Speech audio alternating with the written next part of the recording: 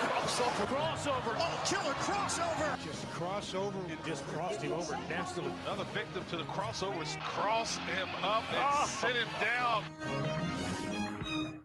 Time for the crossover, powered by Everlevel Concrete Repair in Omaha at everlevelconcrete.com. Matt, Josh, hello. Hi, boys. How are we? How we doing?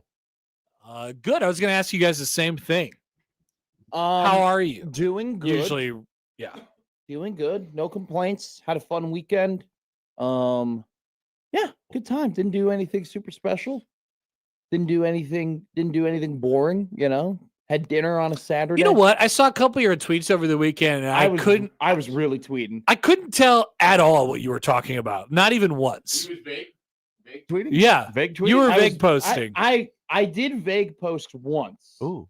And thought about you immediately. There was a bunch of words that I saw that I didn't understand. I didn't look at Matt's Twitter at all this weekend. Yeah, I just saw. Are we really friends? You don't know what I'm tweeting about? I don't know what a lot. I don't use Twitter as much. It's kind of been a liberating aspect. Good of job this by job. you, Schaefer. Is that I pop in and I tweet what I want to tweet, and then I don't look at it a whole lot. That's Leave a it great alone. point. That's a great point. Considering the fact that you had to tweet certain I things. lived on Twitter for 15 your years. job. I can't tweet in peace anymore. People won't let me be. You can't. You cannot tweet in peace. What is anymore. wrong? Can People are obsessed with being in your mentions.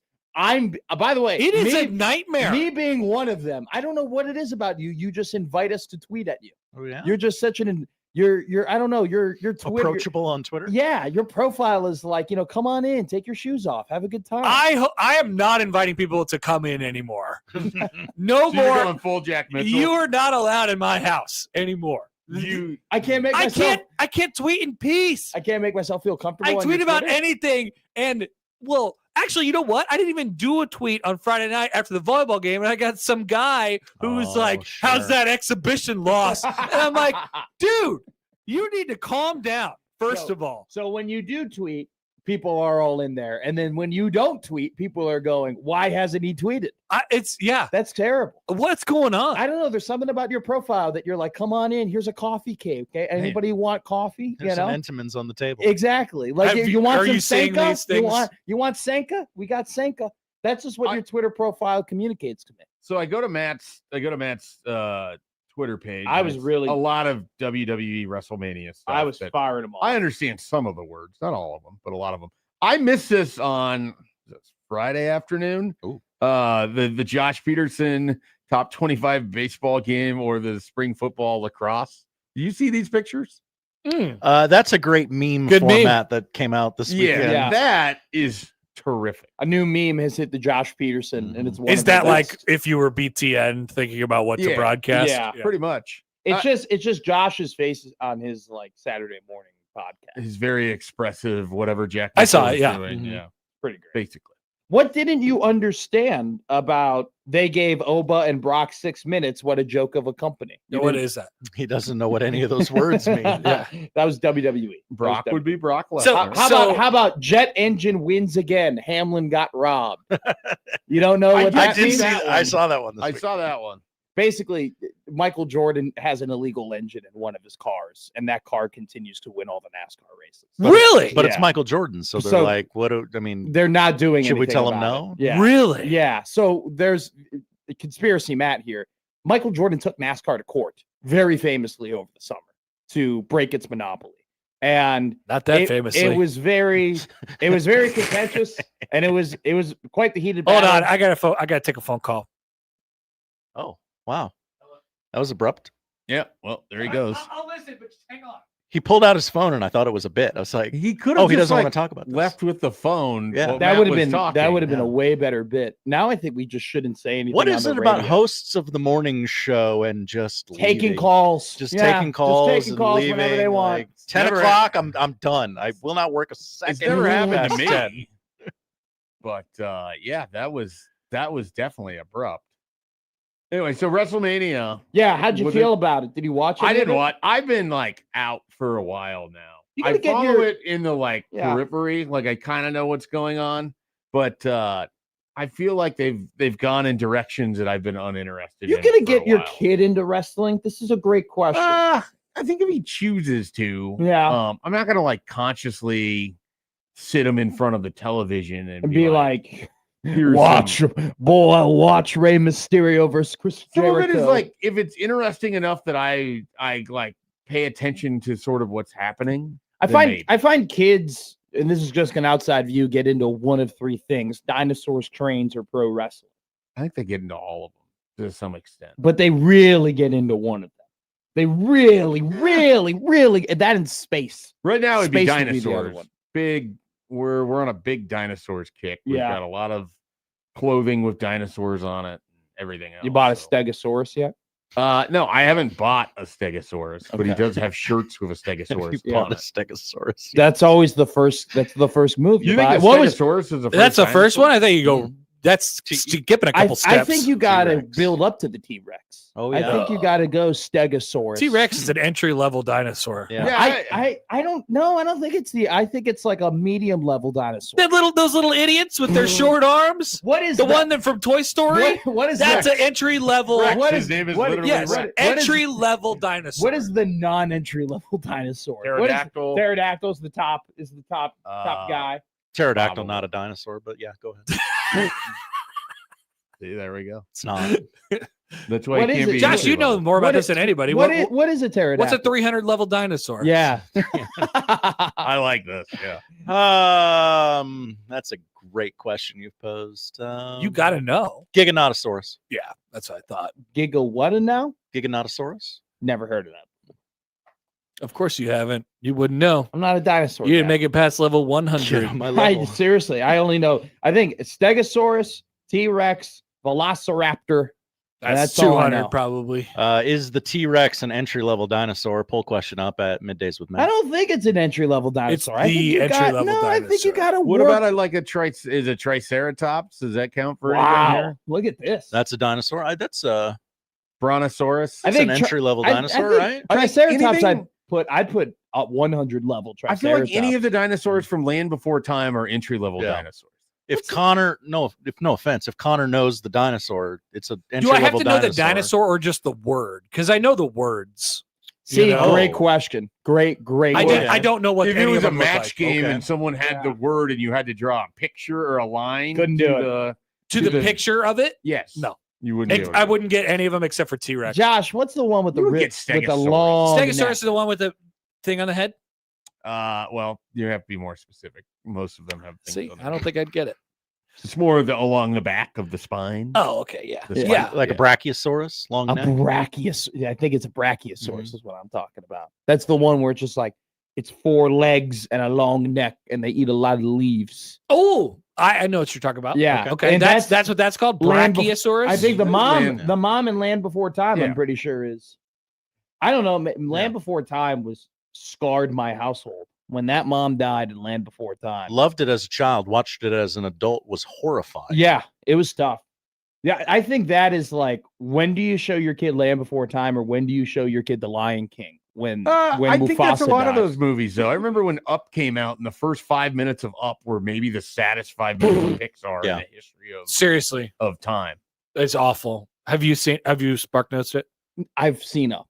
You you've watched seen Up? Seen it. Up was one of the Oh well, movies Up that- was probably a kids movie for Child- you. I was a Mhm. child. When I yeah. saw Up. Whoa. It was probably Yeah. a big day. Like, oh my gosh, Yeah. my parents are finally taking me to go Big see fan of Up. Doug? Yeah. I loved it. I loved it growing up. We actually Up is a bought. tremendous movie. We got the Blu-ray. You Yeah, know? Up is great. and then the first 5 minutes are as crushing as any Pixar movie I think could ever be. I'm gonna. When you're an adult, you can realize what Mhm. occurred. I don't. As a kid, I wasn't sad about it. I just watched him and be like, oh, that sucks. Well, yeah, No, that's the I point. mean, That's the yeah. point we're making. Yeah. It only becomes crushing as you get understand older. life. Yeah. Yes. I didn't. I was like, that kid's fat. You know. What were your Pixar movies? Like, what were your Oh, favorite Wally. ones? Okay. Wally. Big fan of Wall-E. Cars. Like You're Oh big- yeah, big cars guy. Yeah. I own Lightning McQueen memorabilia. Okay. I own Lightning McQueen car. Like How is there toys and- Lightning McQueen memorabilia of an animated? I have a jacket. I have a Oh, Lightning okay, so you McQueen mean you- jacket. you I have bought- merch. I have Okay. car. I have. When you say cars. memorabilia, it makes me think of it like, Like with- from the- authentic game worn. Oh my! That's what I was trying to get at. And I was like, I got a signed hood. will you have a signed cell I got from the? yeah. No, sorry. I have merch. I had the cars. Okay. I had Mac. I bought the Mac truck, and I had the loader in which you would put the Lightning McQueen car in the truck, Okay. and you would have them, go around. So Wally cars, Bolt with Miley Cyrus. I don't know, Bolt. Oh, Never the heard of dog. that one. The dog, Yeah. yeah. What else did I have? The Good Dinosaur was another one. That's a good movie. I was just in the peak of Toy Story 3. So we had I had the VHS tapes of Toy Story, watched Toy Story 1, Toy Story 2, and then Toy Story 3 came out when I was like 9, 10, 11 years old, somewhere around that. Had Tangled with Rapunzel. That was more of a Disney, not My a wife Pixar likes that movie. one. I've been seeing that one recently. Inside Out was the last. That was the line of demarcate.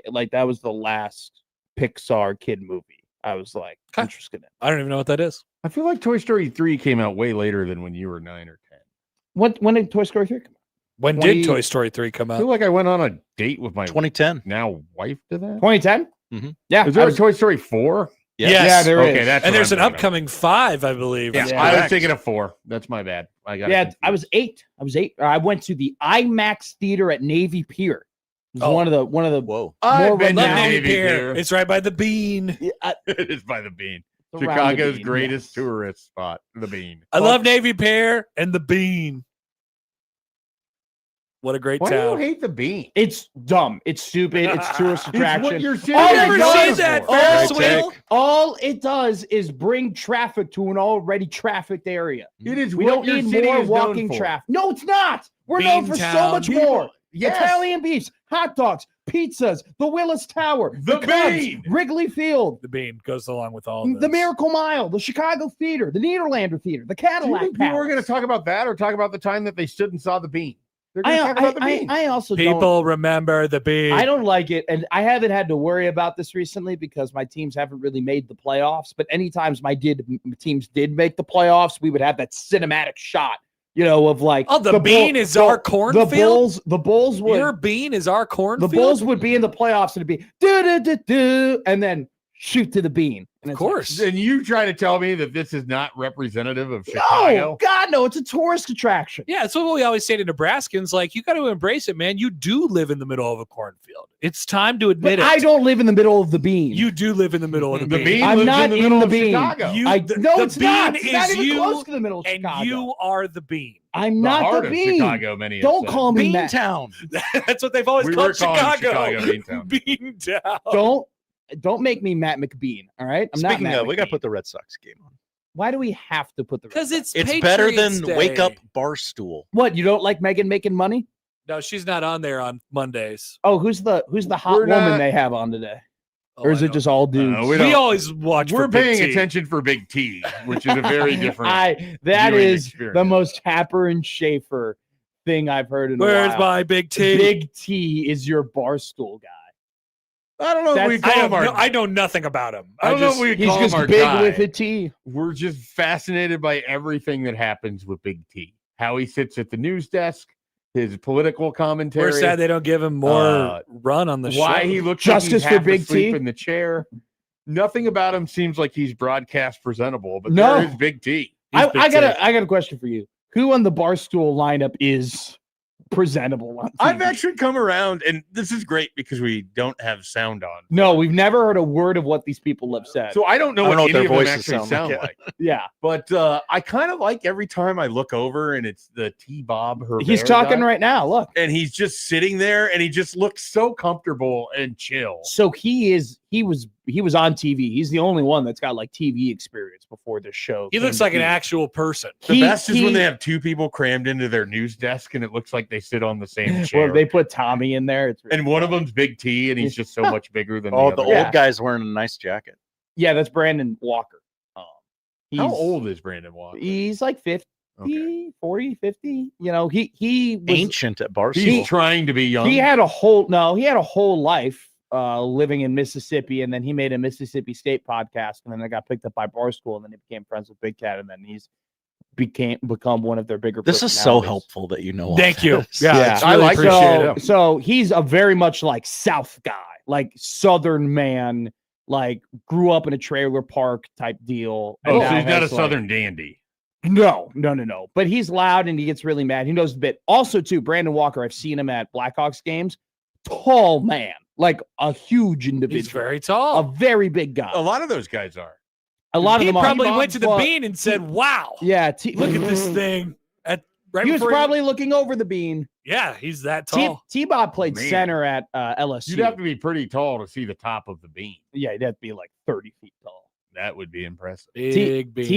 T-Bob played center at LSU. He was a Yeah. former Whoa, football really? player. Yeah. So he got a free agent, training camp deal out of the NFL, and nothing really ever. He happened. turned it down to be the voice of Wake Up He Barstool. did He it. turned it down to I'm- be Miss Big T's friend.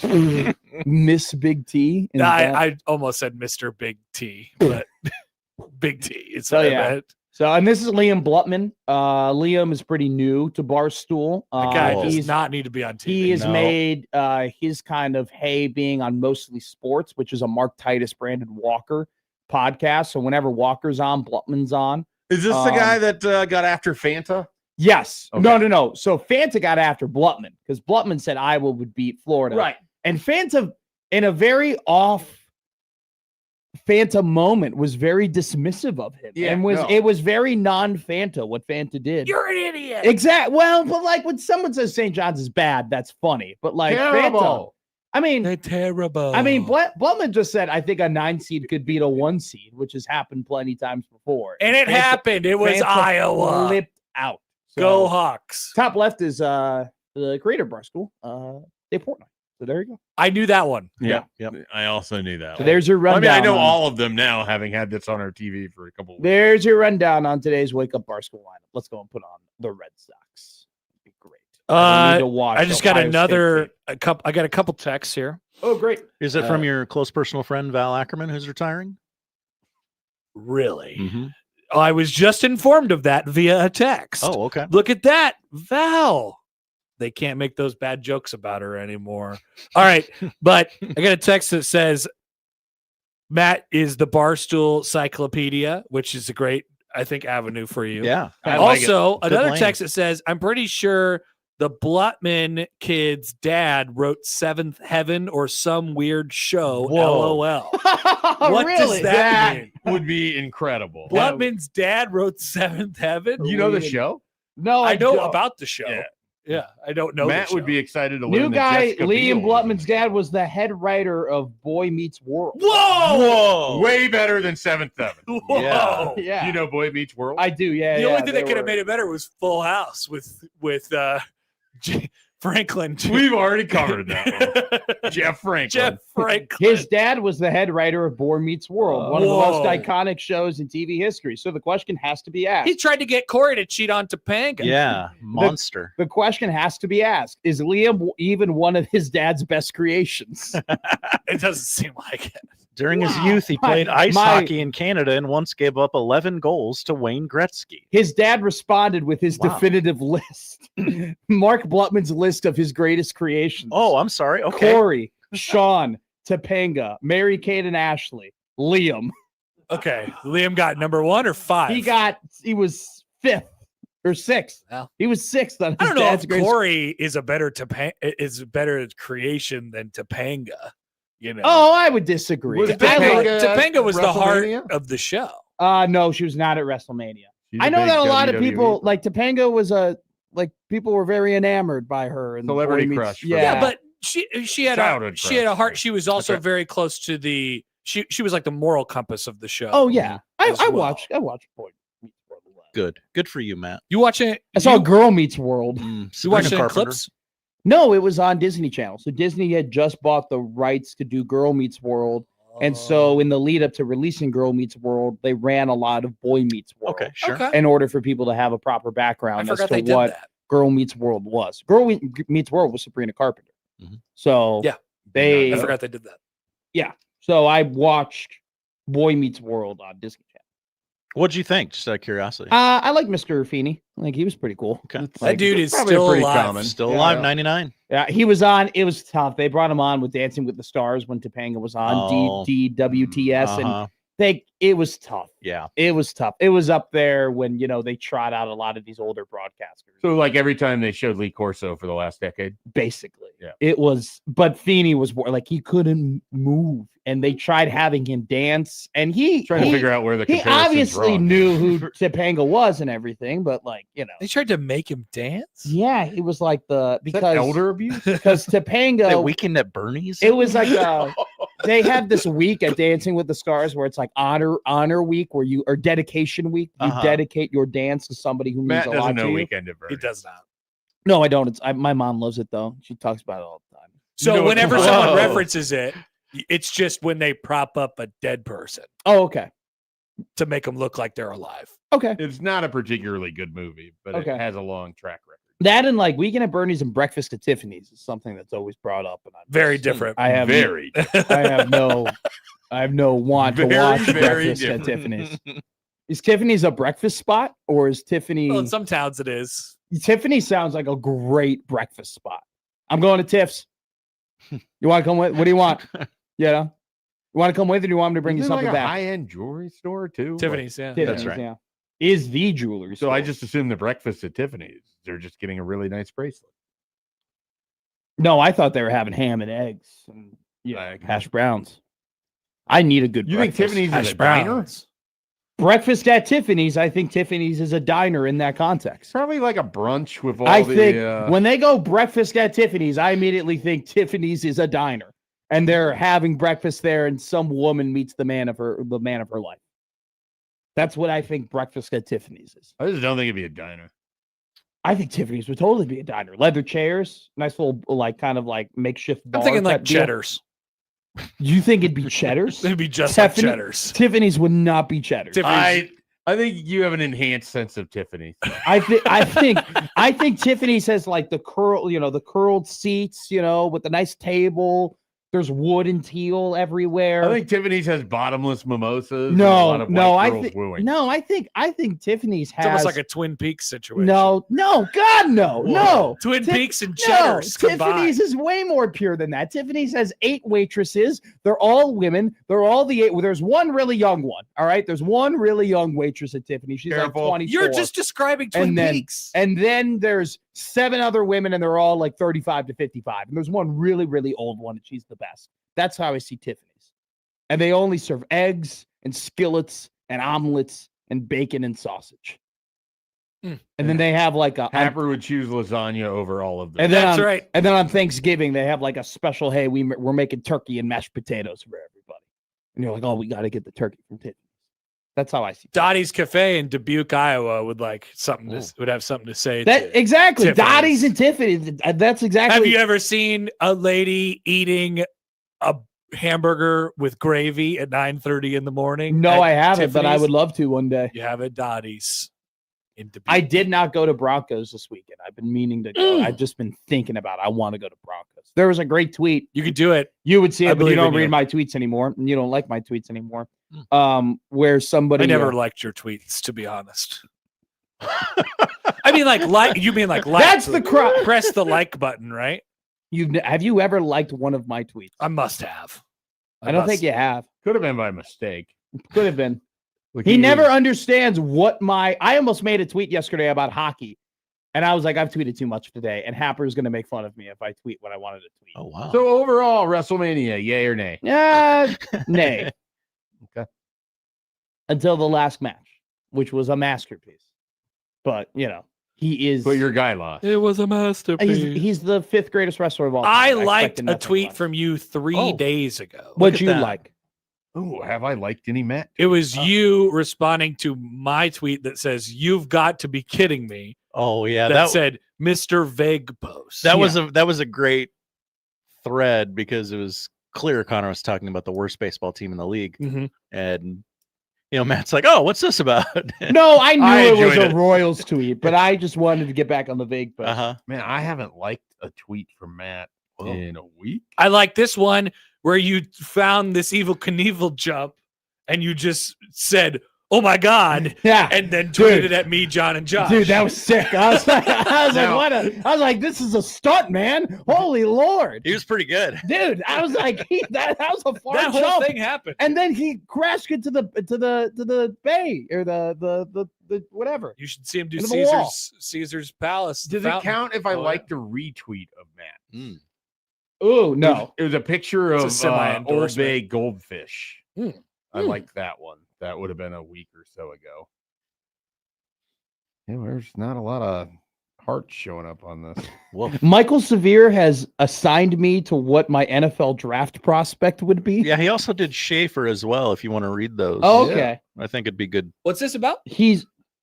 Michael has woken up this morning and decided that he was going to assign draft prospects to local media members. Well, cool. Yeah, Okay. good bit. So here's Mike's. Attaching another local media member to a 2026 NFL draft pick, Oregon's Dylan Tiedemann to Mike J. Schaefer. Solid, versatile. That's who the Panthers are going to take. or the Vikings. Who I want the Vikings to take. Solid, versatile, quote unquote, sneaky athlete, a true closer. He did Brian Christopherson, putting together a list of 2026 draft picks that correspond with local media members. First one is easy. D'Angelo Pons, the Brian Christopherson. Wow. What's that supposed to mean? Well, D Pons is 5'9". I know played he's at small. JMU, but very feisty. I think very... BC is a large personality. This local media member comp to a 2026 NFL draft pick is easy. Akeem Messidor is old. John Bishop is old. Also, JB is often overshadowed by a former teammate. Kevin Kugler equals Ruben Bain. This is very good. I love like that. this. That's This a good is one. Another local media member tied. I don't need that. You don't need to read that part I know. anymore. Solid skills, dynamic ability, but just looking for more reps as a number one. Jadarian Price and Matt McMaster. Oh, nice. Yeah. Congratulations. There you go. Budding, but who's my Jeremiah Love? I found the it, answer by the is way. all. Oh, It was a picture from the great Jetworks. picture. Nice. Future Chicago Bear, Caden Weegen. Yeah. Could be. I remember I had a question for you after this picture, but I'll ask off air. Okay, fair enough. We had a great time. I didn't get any comps for Michael. Maybe he hates me. He's waiting. Yeah. What would your? I think you'd be Spencer Fanu. I don't know really anyone in the Spencer draft. Fanu so- is one of the better. He's one of the best prospects in the NFL draft. He's slotted to be an offensive tackle, but he's got short arms. But he's going to be an incredible guard. Yeah, that's what Tim said. He's gonna be a really good lineman. He's going to be a great lineman, but he's got short arms, and you don't have the longest arms. So I do not have long arms. You don't have long arms at all. So I think Spencer Fanu is a perfect I draft. was trying to think if there's a particularly divisive draft prospect, and then Happer slides into that role for his living in the two worlds of Nebraska and Creighton. Josh Peterson's Fernando Mendoza. Just good. Yeah, just good. Josh, you're just good. Or do we know that that'll for piss sure, him or is off. it just the system that he played in? Do we know that for sure? Did he come up Well- in an already created show and it's sportsmanlike conduct? Exactly. Oh, You know, unsportsmanlike conduct was established and running full swoop before Josh became a host. Is Josh good, or is it just the people before him set a foundation that allowed him to? Yeah, Does I that think- does that make Bishop somehow Kurt Signetti here? I think Yes. I think it makes. Yes, it does. I think it makes 'Cause that kinda John works. and Michael or one of them like Curtis Rourke or something like that. Working it. they were working it. I like the idea of Michael Severe as Curtis Rourke. That because he hates Curtis Rourke. Yeah, He well, hated I him mean- as a prospect. I remember having a conversation about it with him at DJ's. Well, he's Yelling definitely at not him. an NFL guy. No, he's not. You guys were talking about Curtis Rourke as a prospect. You should listen to some of Michael and I's lunch Yeah, conversations. I do not want anywhere near that conversation. There was multiple times people had to get up and move because we were too loud next That to makes them. That sense. is not hard to believe. If there was a third person there, would that person have said anything? No, there's no words coming out of that person's mouth. No chance. No chance. I don't think Michael and I have ever thought, hey, let's bring a third person. You don't need We it. don't need it. We're okay. Michael introduced me to Shucks, though. Forever grateful for that. You would have that's found it. the How cross. many times you mentioned Shucks on your show? Oh, I go there every Friday, so plenty. I feel like just They didn't listening go there this offhand- Friday though. I just feel like listening offhand at least once a week. I hear you say Shucks. That and Ooh. who's the college football analyst that I always go, I like him, but I didn't agree with what he had to say. The Alabama guy. I forget. McElroy. McElroy. Yeah, I remember that. I just saw Greg McElroy. I just saw a baseball regional projection. I that is I fascinating. think we're looking at the same one. In Lincoln, Uh-huh. we have Texas Nebraska, A&M. Mississippi State is the 2, coached by Brian O'Connor. Creighton is the 3, and Little Rock, I think, as the 4. Wow. A lot of Creighton flavor in that Lincoln Regional. Yep. I don't know That who would coach. I don't know what's going on over at Little Rock. See, but- Jason gets it. He goes, at Matt McMedia, one of the servers at Tiffany's smokes Virginia Slims and gives the best advice. That's just how Tiffany's would be an incredible diner. Your version of Tiffany's is your own thing. It's now Twin Peaks. That's the crossover powered by Everlevel Concrete Repair in Omaha at everlevelconcrete.com. Loaded show coming up next here on the 1620 The Zone Radio Network.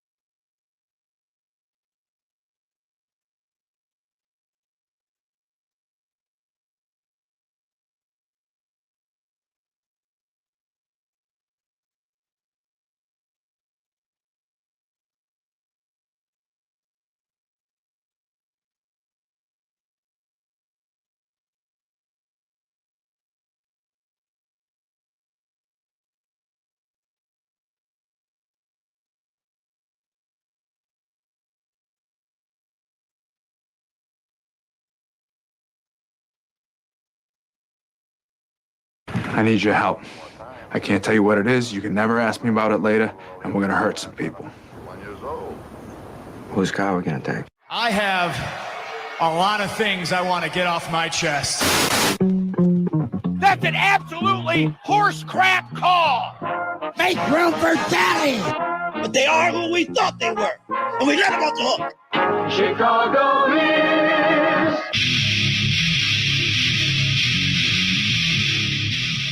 This is Middays with Matt on 1620 The Zone.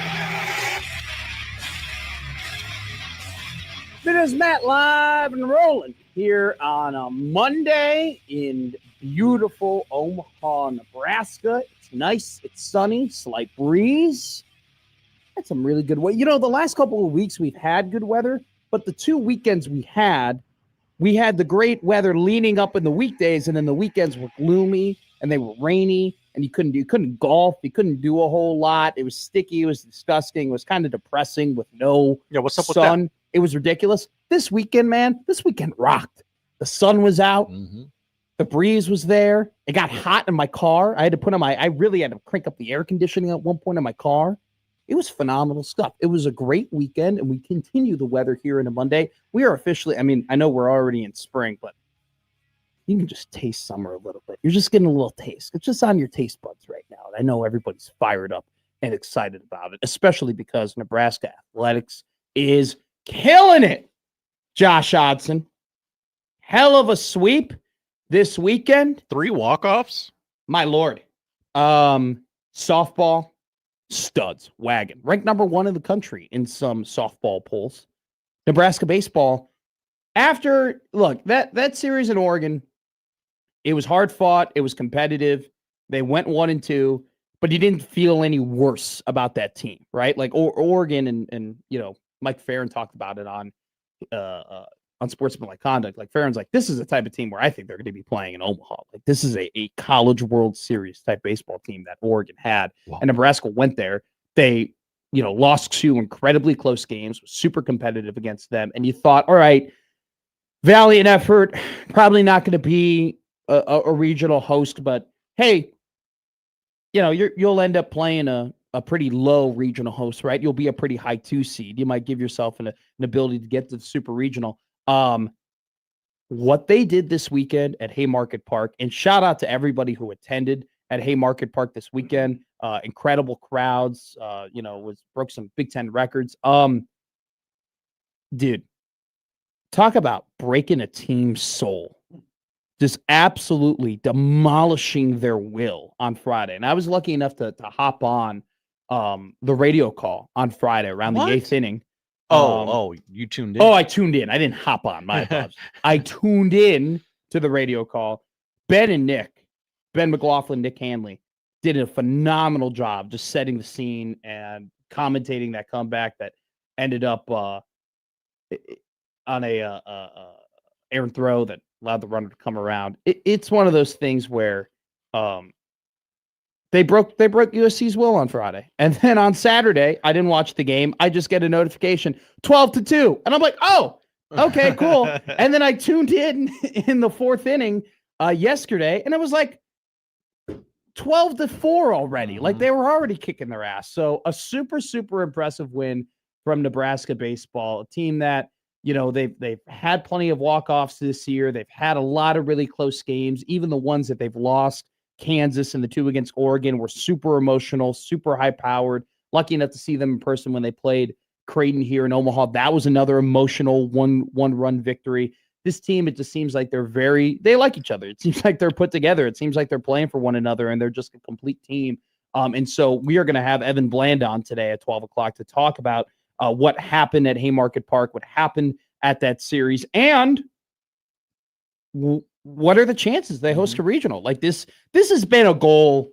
When I first got here to Nebraska, I was working at KLIN in Lincoln, and it was I think it was the Bryce Matthews, Max Anderson year. And that was the year they didn't make the NCAA tournament, and Matthews and Anderson were All-Americans, and there was only like 12 teams that had 2 All-Americans on the roster, something of that ilk, and only 2 of them didn't make the NCAA tournament, and one of those 2 teams was Nebraska.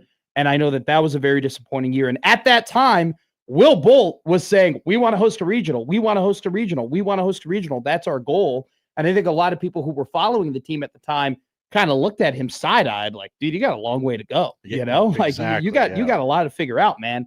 And, Rob Childress comes back, becomes the pitching coach. You've seen these guys throughout the years that, just develop into really, really good arms. Jay-Sean Unger being, kind of the case in point of that, as a guy who didn't have a lot of production his first season in Lincoln and now has become their go-to closer. But you can even go back and look at a guy like Brett Sears, right? Mm-hmm. Didn't really do anything his first year coming from Western Illinois, was a reliever role, and then ended up being, their Friday starter along with getting drafted. So it's funny. We're going to have a segment today where we kind of just look at the state of Nebraska athletics. And it is pretty interesting to see the compare and contrasting of how different teams in Nebraska athletics have taken advantage of NIL and how they've taken advantage of the portal, right?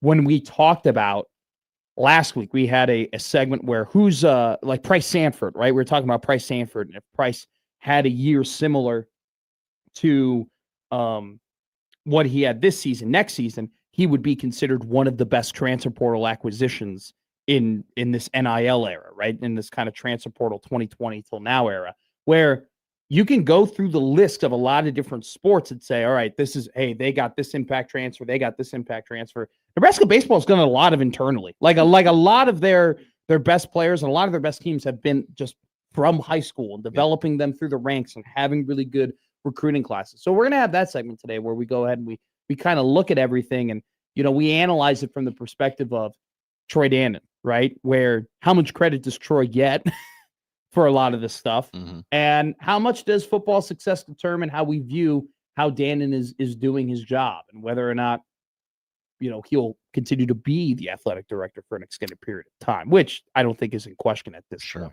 Not that anyone cares about the USC of it all in the Big Ten baseball, but they got swept by UCLA. They got swept by Nebraska. They have Purdue, who all of a sudden is third in the Big Ten conference this weekend. USC ends the year against Oregon. You look at USC; they're 22-1 at home, but if they leave home, they're 8-10. So My God. like they're kind of crumbling down the stretch here as we USC looking at the Big Ten tournament. USC baseball sounds like UCLA basketball. A little bit. It's an interesting perennial power of yesteryear that just kind of doesn't quite look right. We'll have Evan Bland on at 12 o'clock. It's going to be a longer interview with Evan for sure. I'm just putting it out there. I don't think this is going to be a 8 to 10 minute interview. We're going to ask him a lot of questions, and it's been great. This has been by far the best athletic year I've experienced following Nebraska sports. Okay. Bar none. Okay. Because you got first off, you could say, well, football was bad. Every year that I've been here, football's been bad. Like every year that I've been here, football, honestly, this has been the best football season I've been a part of.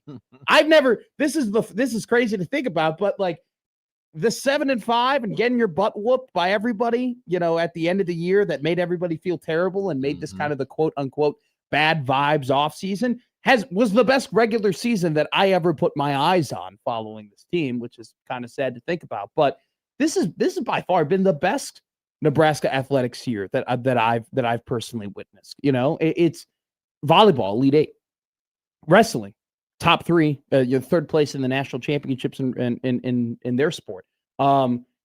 Basketball makes it to their first ever Sweet 16. Baseball on the verge of potentially hosting a regional. Softball is one of the best teams in the country. Right? Like some guy just won the Rings national championship over the weekend. It's insane. It's one of those things where it's not just like Nebraska athletics, like, oh, everybody's like making to the playoffs and, having a decent year. Like, no, you have multiple programs that are national championship contenders.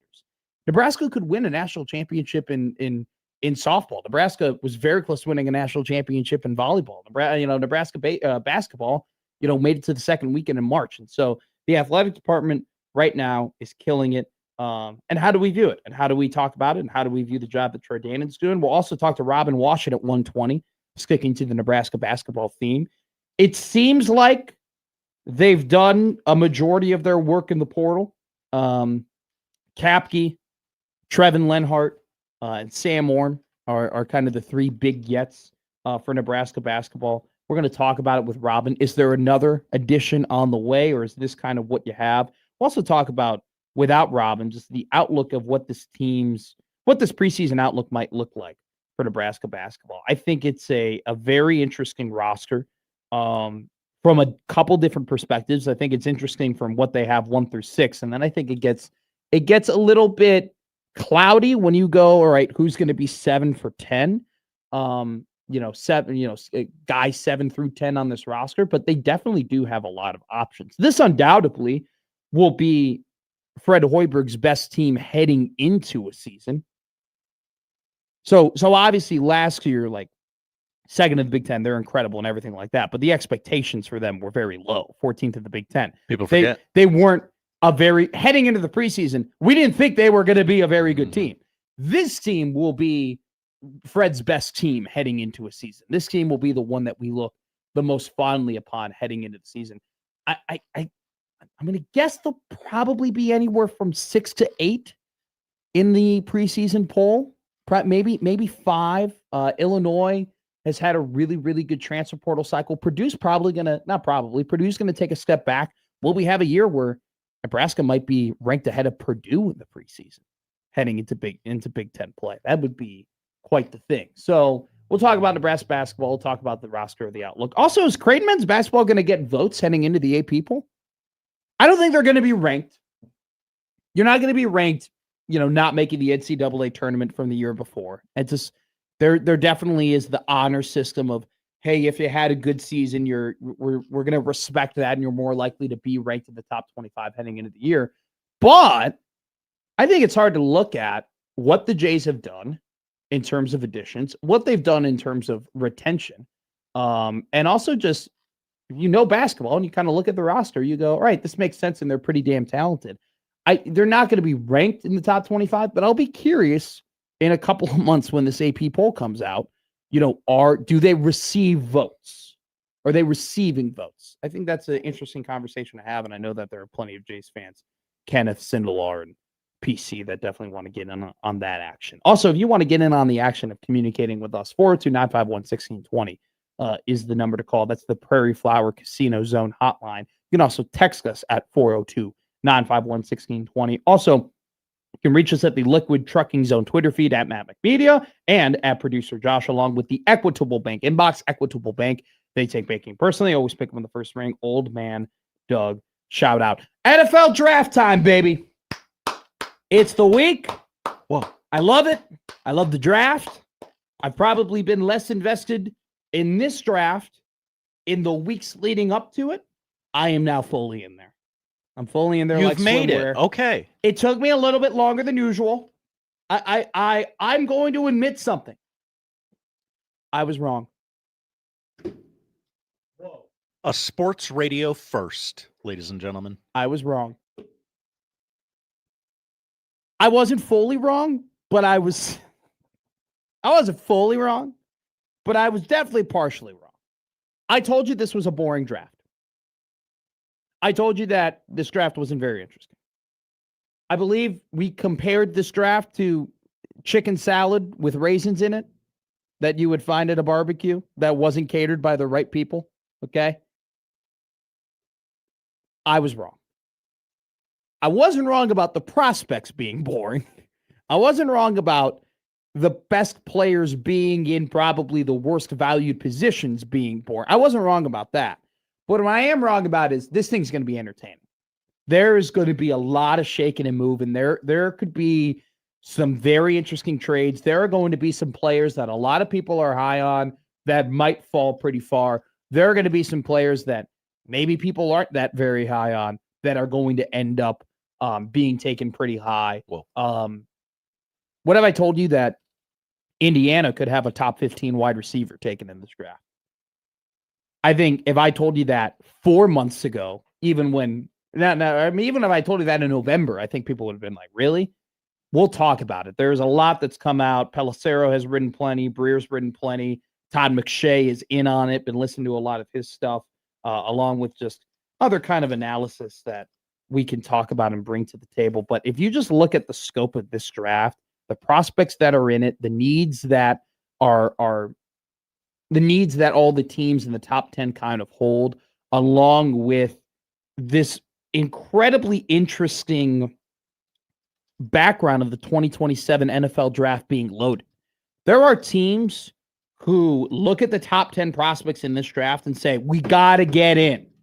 We got to get it in the top 10. There are teams who are in the top 10 who are saying to themselves, we got to get out. We got to get out of here. We don't want to be in this top 10. And there are other teams who go, all right, we're going to wait for 2027. 2027 could be a generational draft in terms of not only just quarterbacks, but also skill position players as well. There are some teams that are going to unload the clip because they love Arvell Reese, or they love Sonny Styles, or they like Caleb Downs, or they like some of these tackles. And there are some teams that are going to sit back and wait and say, all right, we're gonna be ready for next year and take advantage of it then. We'll talk about who each of those teams are and what are the moves that could be made. We'll also add a little bit. I know there are a lot of Kansas City Chiefs fans here. We'll talk about the Chiefs a little bit. What could they do? We've had some developments on terms of what they're looking at. We're going to talk about Tennessee Titans. An incredibly interesting spot the Tennessee Titans are in, along with the Cardinals, the Browns. Talk a little bit about the Vikings as well. Talk a little about Emmett Johnson. A lot of local flavor. And Mel Kiper Jr.'s last article about some of his favorite prospects in the draft. So we'll talk about that. Kid from Omaha and a kid from Minnesota that played in Nebraska, Kiper absolutely loves. So we'll read that as well. Some excerpts from the draft expert. Not really. Father Time has caught up to Mel Kiper Jr. Oh, but he's still pretty damn good at his job. So we'll talk and discuss about those topics real quick before we hit a break here. I'm a little sick and tired of corporate America. Sick and tired of corporate America. So I was watching the Stanley Cup playoffs this weekend. Mm-hmm. Great time. Minnesota Wild kicked the crap out of Dallas. Yeah, I saw that score and I was like, whoa. Shout out my hockey guy. He gave me a text. He goes, hey, Wild here. I go, okay, say less. Okay. I got a hockey guy. Maybe I know. Maybe tell some friends. I will tell some friends. Okay. But like my hockey guy will just kind of out of the blue, you know? And so I don't want to be fishing for picks. Sure. As much as I already do, if I'm being honest. The Buffalo Sabres, 4th spot in the third period to come back. What an electric atmosphere it was in Buffalo. The Montreal Canadiens, Omaha Hockey's very own Jake Gensel with one of the more stupid penalties that I've seen in the Stanley Cup playoffs. Oh no. To have one offensive zone penalty is a mortal sin. To have 4 of them, I've never seen that before. 4? They had 4 offensive zone penalties in hockey. Just think lazy. Anytime there's a penalty in the offensive zone, lazy. Defensive zone penalties, crap happens. Sometimes you're just over aggressive. It's whatever. Offensive zone penalties, stupid, dumb. There's no way to justify it. They had 4. But here's what I care about most in the NHL playoffs. It's like the games are fun and very entertaining. They had a hat trick in the Montreal game. Like it was a good time. The NHL playoffs used to have in big, bold blue lettering, Stanley Cup playoffs. And they had the cup there, and it was one of the best logos in sports. And if a Canadian team was the home team, it would be on one side, it would be in English, and on the other side, it'd be in French. It was beautiful. And it really set the scene because you don't see that logo anytime during the year until you get to the playoffs and you go, oh, wow. It's kind of the same thing when we freaked out when we stopped putting the Larry O'Brien trophy. That's what I was thinking. Yeah. Like that was people were like, no, this is when the Celtics did it. That was awesome. We were in it, right? We're in the finals. Like amp up your events. And so that blue, and I know this is so niche, but this is what sport radio is about. Like that was awesome. That set the scene and made the games feel so much bigger when you saw that big blue Stanley Cup playoff look. You're like, we're in it. We are here. My team, you would think, wow, my team, we have a chance to win the Stanley Cup. It'd be the game 1, round 1. You're like, we're in the Stanley Cup playoffs. They could end up winning the Stanley Cup playoffs. They've now replaced it with a digital gambling logo, digital sport book logo. It's MGM Grand. And the entire ice now has these digital logos that aren't even painted onto the ice. It is. I'm looking at this. I'm like, this isn't the sport I know. This isn't the playoffs I know. I know this is a really niche thing to get upset about, but then you go ahead and you watch WrestleMania, and they got a Slim Jim brand on the damn tables. Oh, they've had that for a while now, right? And they do the double clothesline shot with Punk and Reigns, and they show them up above, and you see all of the advertising, all the ads on the ring, you know. And we'll talk very briefly about WrestleMania, but like, it's just one of those things where it's like, man, just make the main thing the main thing. Why did we get away from that?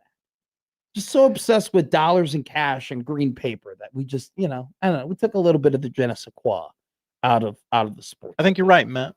It's tough. Do you know what won't be tough? This show. It's going to be a fun show today. It's going to be a great show today. It's going to be a loaded show today. We're going to have a good time here. Lord is here. Midday. Ice Spice, everybody. Ice Spice here. Middays with Matt on the 1620 Zone Radio Network.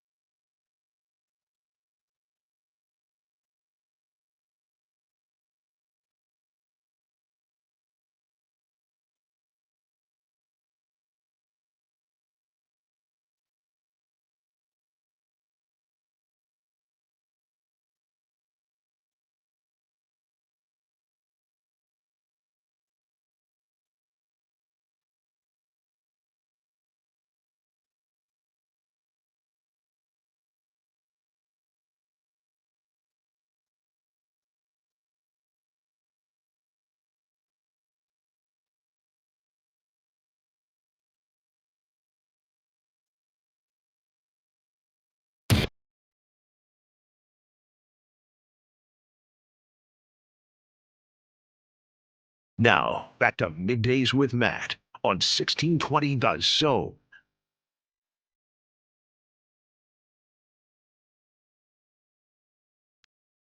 Got a lot happening on our Liquid Trucking Zone Twitter feed.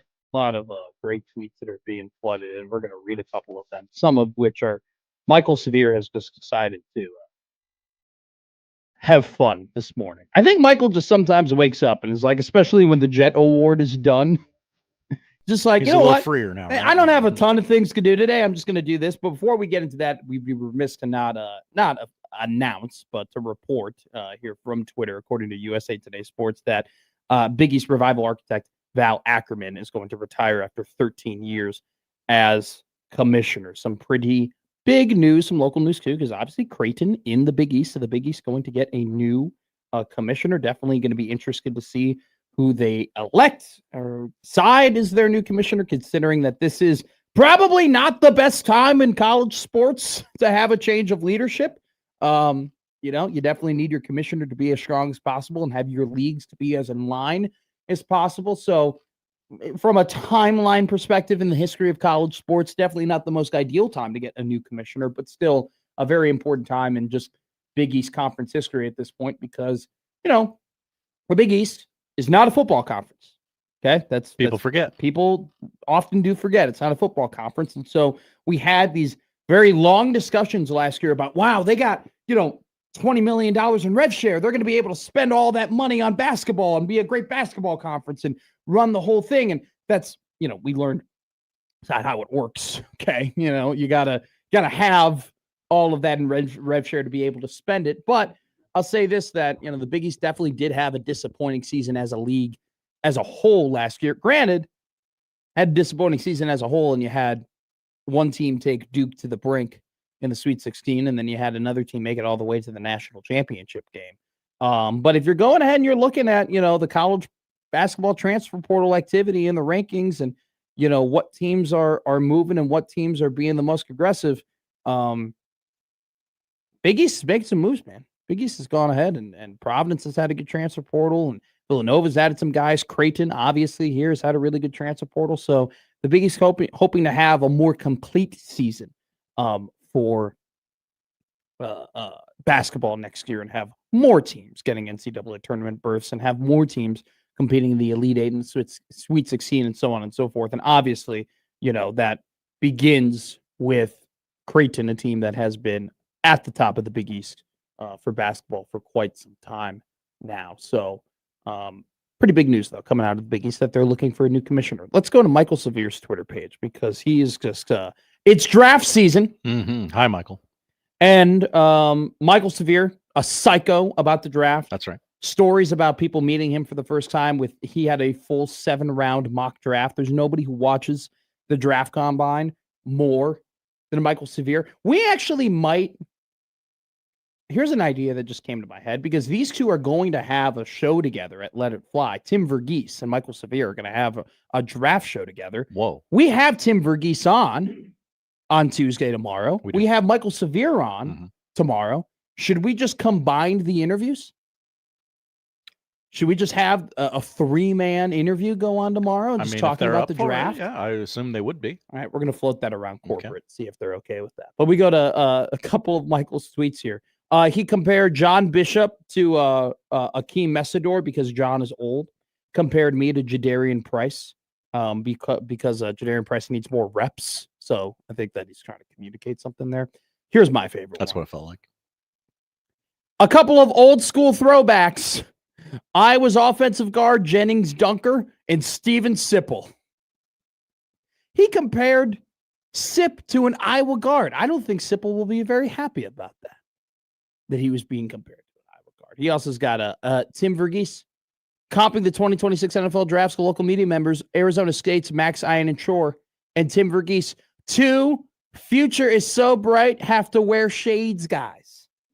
So we'll have Timmy V on the show tomorrow. Let's continue to talk about the NFL draft. A lot of things are developing here. Over the weekend is when general managers, and this happens throughout sports, where GMs and owners will call each other and they will exchange information. Or Mark Cuban told a story about he would call other owners and they would do mock drafts.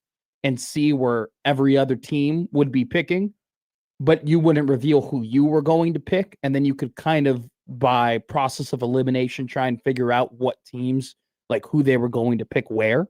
And so you would do that throughout the process. That's been happening over the last couple of days. And now we're only 4 days away from the NFL draft, where we already know who the number one pick is going to be. Fernando Mendoza. More than likely going to be taken by the Las Vegas Raiders. The draft starts at 2.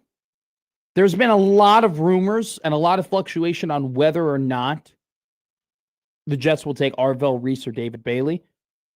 For this exercise, and just for communication's sake, let's say the Jets take Reese at 2, the linebacker out of Ohio State.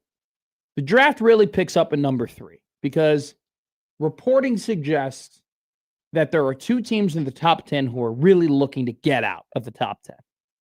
The Arizona Cardinals and the Cleveland Browns. The Cardinals have a major need at tackle, but 3 might be a little bit too high to take Francis Mauigoa, an offensive tackle, or to take Spencer Fanu, offensive tackle who could be a guard out of Utah.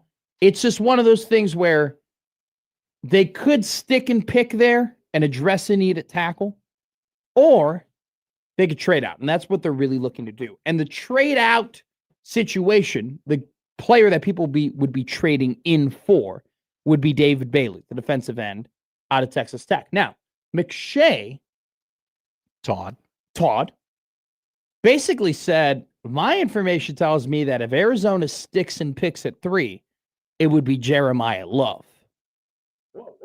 Hey, no. Okay. Got to trade that pick. So it'd be Love at draft 3. capital. And here's another, and now, so this hasn't been fully reported, but it always comes down to Styles or Love for the Tennessee Titans at 4, at the 4th overall pick. What's going on is that Dable wants a running and wants Love. Mm-hmm. And Robert Saleh wants Sonny Styles. Yep. And the head coach wants his, Fred Warner, off-ball, linebacker, incredible talent, super athletic, game wrecker linebacker in his defense. And the offensive coordinator, who got fired in New York because he couldn't get his offense going to the degree that he wanted to, he wants Jeremiah Love. He wants arguably the best player in the draft. I think Dable is going to win that argument. And I think in particular, the reason why is because if you look at the Titans in free agency, they threw Dable a bone and they signed Wan'Dale Robinson. And they said, hey, we know that this guy can fit in your offense. They actually signed a lot of guys who Dable either drafted or had in New York. But they signed Wan'Dale and they're like, look, we know you love him. You know you like him. He knows your system. There you go.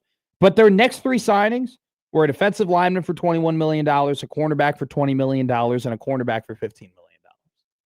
Like, the Titans went out in this offseason and they spent a lot of big money on the defense. And I think that just from Borgonzi is a very strong-headed general manager. I think he logically is looking at, well, can you imagine having Cam Ward and Jeremiah Love in the backfield? Seems pretty beneficial. I don't know who's going to block and protect for them, but we can solve that problem later. And by the way, everyone talks about Jeremiah Love is the next 10 years. We got to back it up a little bit when we talk about running backs at the timeline. I would agree with that. 5 years. For the next 5 years, you have Ward and Love with Robinson, an offensive line that isn't good, but you have some picks invested in there, and you're hoping that Skoronski comes back and is better than what he was when he got hurt. And, they've added some interesting pieces. They signed the guard from Cincinnati who was hurt last year, but when he played previously was pretty good. Tennessee is going to be a true dark horse team next season if they get this draft right. So let's continue this process. Let's say 2 Arvell Reese goes, 3 David Bailey gets traded for, Jeremiah Love goes 4 to Tennessee. We're sitting at 5. I think it's Sonny Styles with John Harbaugh and the New York Giants, right? And, you traded Dexter Lawrence and you got the number 10 overall pick, and we'll talk about that in a bit. But Kayvon Thibodeau might also be on the block too for the Giants. Will be interesting to see what they do there. But I think the Giants they need a better run defense. The run defense was absolutely atrocious last year. Styles, once again, I mean, just the type of athlete he is and the versatility that he can bring on the defensive end could help patch up some of those holes quickly. So you go 5 there with Styles. And then 6 is where the draft restarts. To me, there are 2 starting points of the draft. Draft starts at 2. And I think those guys, I think these are the prospects that are going. It's going to be Reese, Bailey, Love, Styles. I don't know what order they're going to go into, but I don't think any of those guys are getting out of 6. I think those are your top 5 are them plus Mendoza. So then you get to 6 in Cleveland, and I say the draft restarts because now you're like moving to kind of a similar, you're on the back half of tier 1 and you're on the upper half of tier 2 in terms of the prospects. And it really starts because Cleveland is another team that wants to trade out of the top 10. And, you know, the conversation with Dallas has been trading up. But the thing is that Dallas wants to trade up to get Sonny Styles so he can wear the green dot, so he can be the guy. If Styles isn't there at 6, I think the team who could come up to 6, and it would make a lot of sense, and it wouldn't be a big jump, and they couldn't address either their 2 needs in particular. What if Kansas City trades up to Cleveland at 6? And you either take Carnell Tate, stud wide receiver, or, and this was a report from McShay, Andy Reid is hell-bent, quote-unquote hell-bent, on fixing up this offensive line. And I know you drafted an cost them 2 titles. Well, that's the thing, Josh. Immediately, because this is a kind of a sneaky, it's a dirty little secret. The Kansas City Chiefs in the first round have not been as effective as maybe you think that a franchise of that type would be. Josh Simmons, fine pick last year. It was ranked 58th out of 89 offensive tackles according to PFF. Pass block was 25th, which is really your bread and butter there. His run block was 83rd out of 89 players. Not great, but for a first-year rookie offensive tackle, solid start. Xavier Worthy's been mid. Let's just call a spade a spade. He's been mid. He's an exciting prospect, okay? He's got a ton of potential, but it's just not, it's not fully what you expected, okay? And, you know, he had that weird injury to begin the year, and he's shown flashes, don't get me wrong, but it hasn't been what you wanted. And then you got Felix Uzama, who was hurt all of last year, and even in the 2 years that he did play, did not live up to the billing of a first-round draft pick. Then you got Trent McDuffie the year before, who is now an LA Ram. And then you got George Karlaftis, who's been good. This isn't like there have been worse 5 first-round draft picks in the last 4 years. This is not top billing, though. This isn't what you expect out of a Veach, Andy Reid, you know, franchise. And so this pick is very big. And because, you know, let's just be real, Kansas City is in this kind of interesting transition process where all of their great players from all the games that they've won before are now getting old. And you saw last year, there were moments where Chris Jones and Travis Kelce looked like Chris Jones and Travis Kelce. There are moments where they looked like Father Time was catching up to them, and they lost a lot of weird games that they hadn't won in the past. This is a big draft, and it doesn't surprise me at all that Reid, like you kind of mentioned, Josh, goes, how have we been beaten in our Super Bowls? How have we been beaten? We've been beaten through the offensive line. Before we do anything, before we draft another wide receiver, before we draft another running back, before we get another tight end to take over for Travis Kelce, we got to make sure we're good in the trenches. They've been able to slap Band-Aids on just about everything on that roster over the years, and that's the thing that ended up getting them in the 2 Super Bowls. Yeah. And you know, injuries as well. I mean, they got hurt. They got hurt, and some guys were banged up. You hear those guys that know ball that are like, even if they had like a mid as hell offensive line, they would have won those games. So, you know, that makes a lot of sense to me. I think 6 is in play, and I think Cleveland is in the situation where they're like, look, we're not winning anything with the quarterback group that we have right now. They're obviously not in a position to take Mendoza, and they're not going to reach for Simpson. I think that they very much are a team that is looking at the 2027 draft and licking their lips. Now, I know that we get caught in a lot of the Dylan Gabriel, Shador Sanders hubbubaloo that happened last year where they took 2 quarterbacks and all that stuff. They had a pretty damn good draft, man. Mason Graham's a dog. Harold Fannin was one of the best picks in the entirety of the draft last year, tight end in the mid rounds, along with Quinshon Judkins. Had a really good draft last year, and they cooped up another pick, right? Because they traded out of the Travis Hunter spot and went ahead and got Mason Graham, which I think is one of the best moves that the Browns have made in quite some time. I think they trade back out. I wouldn't be surprised if the Chiefs go ahead and get that 6. So let's say this. Chiefs go ahead. They go to 6, take an offensive tackle. I think Washington at 7 sprints to the podium, and takes Carnell Tate. I mean, if he was still there after all that, you'd be a fool not to. It'd be easy. I don't care what we need. Best player available. Let's go. So then, and I'll bring it. I don't think people have a great read as to what the Saints would do here at 8. They could go O-line. They could go wide receiver. Jordan Tyson, has been a big name that it seems like he's missed like 33% of his college football games, but he's a dynamic prospect. I don't know. And I'm going to ask Michael if this were to play out the way that it would play out. I don't know. This could be a trade back spot. You could take Fanu here. There's a lot of different things that New Orleans can do. But let's just say for the sake of this conversation, you go ahead and you have, all right. So you have New Orleans take a tackle. I think if Cleveland was here at 9, they would take a tackle. And then at 10, what do the Giants do? Because the conversation that the Giants have had is, now here's the thing. Let's just, for the sake of this, let's say New Orleans takes Ruben Bain at 8, the DN out of Miami. And then at 9, we'll have Cleveland take Jordan Tyson. We'll have them take a wide receiver. So that means that you have some really good offensive tackles sitting on the board for the Giants at 10.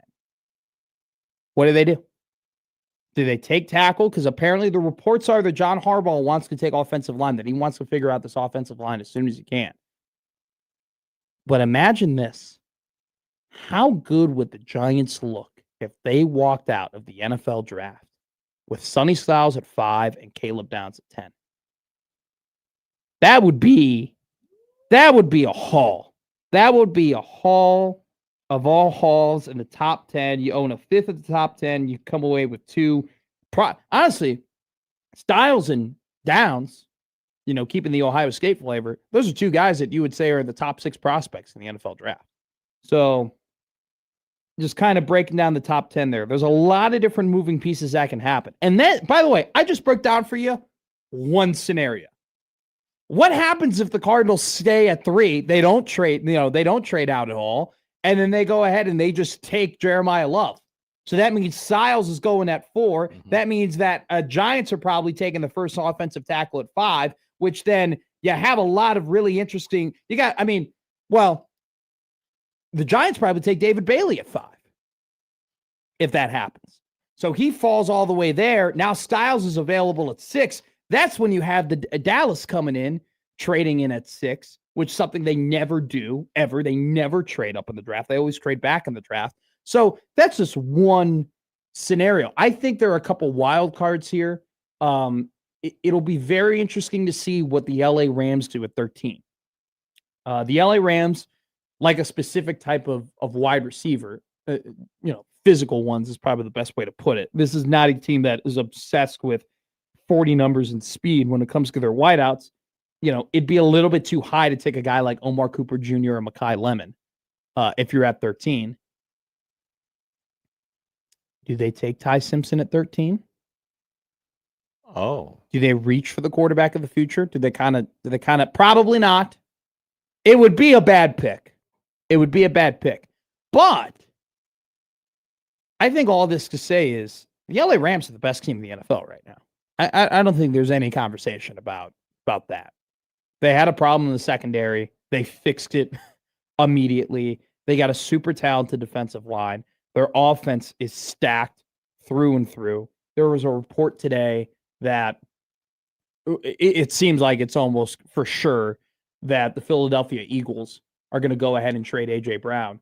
You can look at the L.A. Rams pick at 13 as, okay, maybe they can reach and no one's going to complain about it. Like you're just going to address your needs because your team is so good. Or if you're another team, you go, do the Rams really need that pick?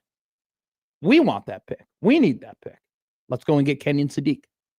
Let's maybe we go ahead and we reach for Dylan Tiedemann. Hey, Reuben Bain has fallen really far in this draft. Let's go and pick him up. So I think this draft, I was wrong.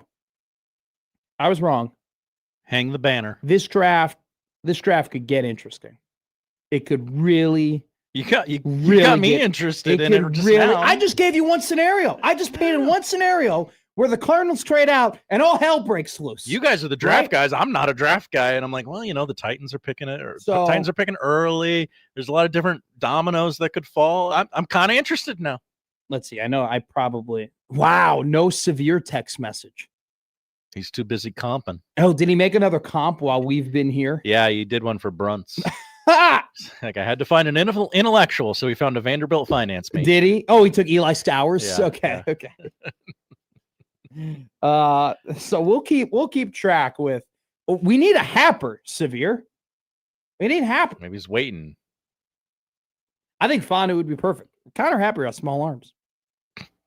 He does. He's got not in terms of girth, right? I mean, if we're talking about girth and tonnage, he's got plenty of it. He's got, larger arms. But if we're talking length, Connor is, we're doing the dinosaur comparisons.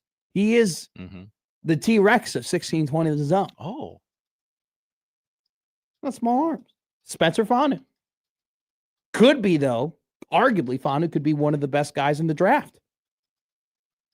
Happer, one of the best media members here in Omaha and in the state of Nebraska. There you go. Look at that. Spin zone. Nailed it. I'm always nailing things.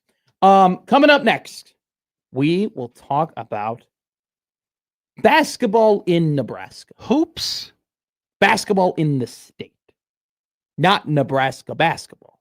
Basketball in the state is what we'll talk about. We'll talk about the Huskers. We'll also talk about the Creighton Blue Jays. We'll have Robin Washut on at 1:20, Husker Online on 3. We'll also have Evan Bland on at 12 o'clock to talk about Husker baseball and their sweep.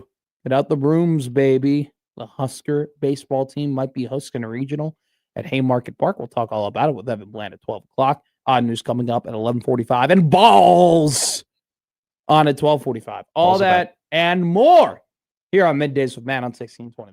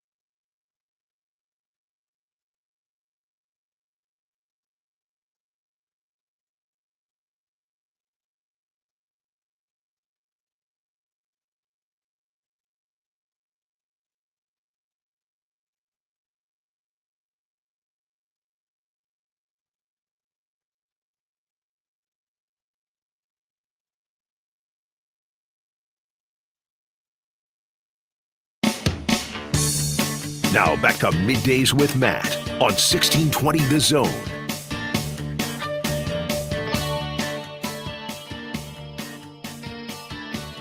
Do you want to get paid? Memorial Park display. Sometimes people are often asked that question here on this radio station on 1620 and 97.7. Do you want to get paid? That's right. Brandon Aubrey got paid. Hello. Oh my God. 4 years, $28 million. That is a lot for a kicker. I mean, that's by the way, so I think it was Rap Sheet. Yes, I just nicknamed Ian Rappaport, okay? Call me a nerd. Call me a sicko. I know who you were talking about. He was like, so now I got to find this tweet. Okay, so Rappaport goes, the hashtag Cowboys can now turn their attention to George Pickens. If I'm George Pickens, I'm like, really? You paid the kicker? You had to pay the kicker first before you paid me? Can you imagine after the season he had, George Pickens being like, all right, baby, time to be a Cowboy for life. Time to make some money. Time to make some dough. Pay the guy who stepped up for you. I've been here. I was a big deal. And they go, George, we love you. We got to pay Aubrey first. That's tough. But it's a good move for the Dallas Cowboys where it's kind of interesting what the Cowboys have done recently. A little bit off. I mean, a little bit off of what the beaten path and what they've done in the past. You know, it seems like the Cowboys, at least growing up, were really, really good at getting great players and then holding on to them as long as possible and letting the wheels fall off. Where, you know, with Micah and, you know, other guys that they've had, they've been more willing to move off of those dudes and kind of reset the deck. And, you know, it's in part because they're paying their quarterback so much money that they have to be smarter about where they allocate their assets. And it's kind of one of those, you know, it's what the Chiefs have kind of had to do, right? With paying Chris Jones so much and paying Patrick Mahomes so much. They kind of now have the system where they go ahead, they draft a cornerback, they draft a defensive back, they make a very solid pick. That corner becomes one of the better players, Reed, Snead, now McDuffie in the league. And then you're like, well, we can't pay a whole lot, so we got to let you go. And then you kind of re-rack the deck. So anyway, though, the Dallas Cowboys have signed Brandon Aubrey to a 4-year deal. So congratulations to him. What a weapon Brandon Aubrey is. Also, do you know who's a weapon? Jordy Fromm. She is awesome at softball. I mean, the Nebraska softball team is, it's funny. It's one of those instances where it's just, I'm not saying they're getting lost. Like, they get plenty of talk and we acknowledge them, and rightfully so we acknowledge them. But it's just, I think softball was ranked the #1 team in softball America today, according to On3. And yet there's so many other great things going on in Husker athletics that maybe we don't give it enough shine. But man, this softball team is quite incredible. And today they're going to take on Omaha, which Omaha softball is having one hell of a season of their own. They'll be here at Connie Clausen Field, so definitely be a very one tomorrow. Kind of for me, I don't know how everyone else is feeling. You feel however you want. That's kind of appointment television for me. I'm going to the game. Okay, look at you. I'm going. I'm like, first off, 6:00 tomorrow, Nebraska Public Media. First off, like, I haven't seen. Well, I saw Jordy Fromm play in a spring game, but I haven't seen her play live because the one year where we were in school together, she got hurt. And so those softball games, the softball games that I called she would have been throwing in, she wasn't throwing it. So I never got to see her. I've never seen her play. So I want to see her play. Also, too, I want to give credit to Coach Hurd and Omaha softball. Absolutely. 29-8, 11-1 in conference, right? You know, went on the road, had a sweep against South Dakota State over the weekend. They're doing awesome things in the Summit League, definitely on their way to making another NCAA tournament bid.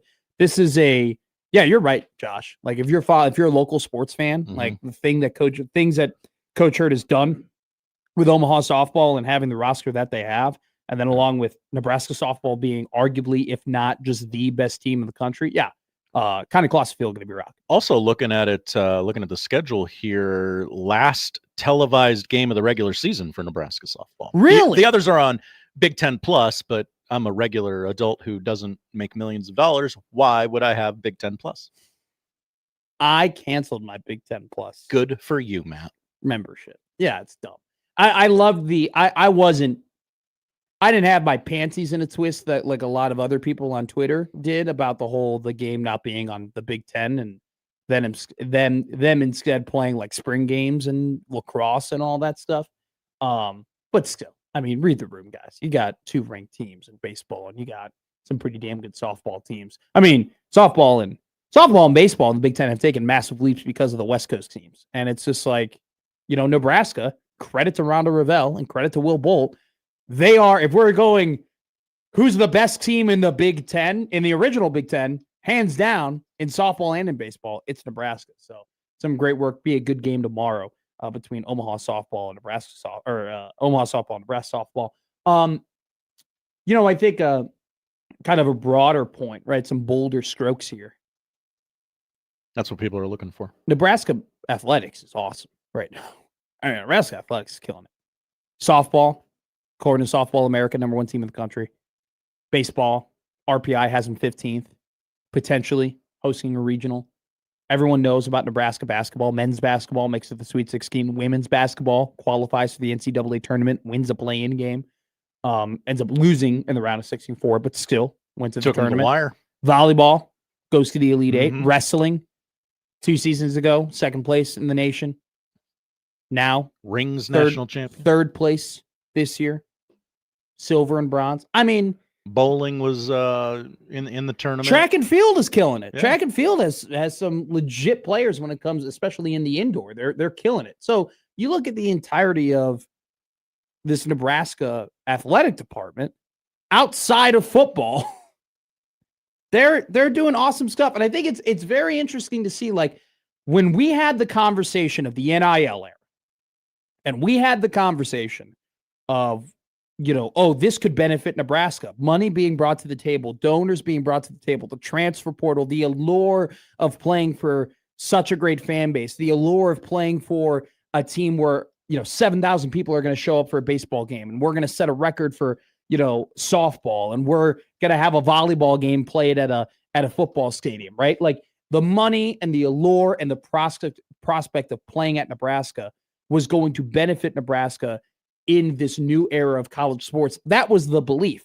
But I think the belief mainly came from football, right? Like, our thoughts about this came from football. We thought, oh, wow, NIL, the transfer portal money, that'll be great for Nebraska football because we're going to go, like, they're going to be able to buy some players, and they're going to be able to poach some players from Georgia and Louisiana and Florida, and they're going to be able to get back into Texas because of money. And that hasn't been the case. Okay? It just hasn't. Nebraska football has not taken the new rules of NIL and the transfer portal and all that stuff and churned that into having a tremendous amount of success. But every other sport has done that to a certain degree. Now, you look at baseball, they definitely have been more homegrown guys, right? And definitely more of a developmental process. It's not 1-to-1, right? Every team has kind of done it in their own way, right? You look at the rest of softball is a great example. Okay. You have Caitlin Kaneda and Samantha Bland, who have played their entire career, for Nebraska softball. But then you have Jordy Fromm, who transferred from Oklahoma. Then you have Kamazind, who transferred from Arkansas. You have Casey Hoffman, who transferred from Arkansas. But you got Alina Felix, who she spent her entire career as a high school player, coming up with Nebraska softball, right? Like, Rhonda Revelle has done a mixture of things. Baseball's been more so, okay, homegrown in shop, high school will develop them up. They haven't necessarily gotten these big transfer portal, holy crap bats, right? Even when they have gotten some transfers, they've developed them a little bit more, right? And so it's one of those instances where you look at basketball and their lifeblood has been the transfer portal. Rink came from the transfer portal. Jawan came from the transfer portal. Bryce Williams came from the transfer portal. And then you look at Mark Manning wrestling, like, they've done it both ways. They've developed their guys right? And they've gotten, they've bred champions from high school to now. Mhm. But then look who they just added, right? Vincent Robinson, who was the national champion at 125 pounds, right, to this team this season. So they've been able to also dip into the portal and supplement their team. And I just think we get caught up in football, right? We get caught up in like the results of football, and we focus so much on football, which is fine. Football is the cash cow. Football is everything. But if you look at the grand scheme of things, Nebraska Athletics has some damn good coaches, man. Some damn good, long-time winning coaches. Rhonda Revell's won a lot. Mark Manning has won a lot. Fred Hoiberg is starting to pick some things up. Will Bolt is starting to find his stride. I mean, not starting. He's made 3 of 5 NCAA tournaments, right? He's about to make a 4th NCAA tournament, even host a regional. So I think that there was this belief, hey, when this transfer portal and the NIL and everything is really going to benefit Nebraska, we looked at it one way. We looked at it kind of blinders. All right, this is going to be great for football. But in the grand scheme of things, it's been great for so many sports. Transfer portal's been great for softball. It's been great for basketball. It's been really good for wrestling. And it's not necessarily all about the money, too. You don't think there are baseball players who see all the people who are at Haymarket Park over the weekend and say, wow, that'd be pretty damn cool to play for, right? How many volleyball players across the country talk about, wow, I saw the 93,000 people at Memorial Stadium. I knew I wanted to be a part of Husker Nation. And some of those non-football sports, they talk about how the athletes talk about how, boy, they really take care of me here as a person and an athlete in ways that maybe some of the other places that might have a better facility or a better winning track record, that Nebraska takes care of them as a person and an athlete. Do we judge Troy Dannon more for the overall success of the athletic department, or are we judging him more on the success of football? And does everything that has happened here, that's a great question, in Nebraska athletics, does he get credit for this wide-ranging amount of success, being the leader during this tumultuous time in college sports? Or do we only focus on, did he get the main thing? Did he get the main thing right? Let's hold that in. Let's hold it. Let's hold the reservation. Hold the reservation. Hold it. You can take the reservation. You got to hold the reservation. Let's hold that question. I'm holding. We'll come back to it. But first, we have to do the odd news. It's lunchtime here on the 1620 Zone Radio Network.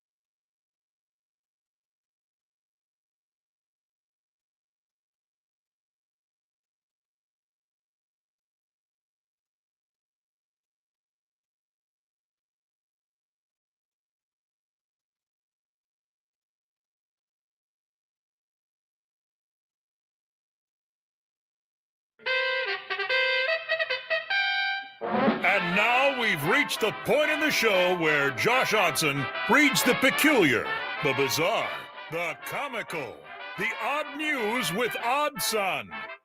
Odd news, Odd Son. See what we did there? The odd news with Oddson. Look at this. Yeah. We might have some real time for the odd news today. We are hanging and banging. No We are pressure. rolling. Give it to me, Josh Hodson. What are the odd news? Do we have a Florida? No, we don't actually. Do we have an Ohio? No, but great second guess. Thank you. Do we have a European store? We do. Okay, let's go to the European store. I'm going to say Spain. Male. No. Okay. Oh, sorry. I didn't. Well, let me do all three. I'll do a Spain, male, and a nightclub. 1 out of 3. Okay.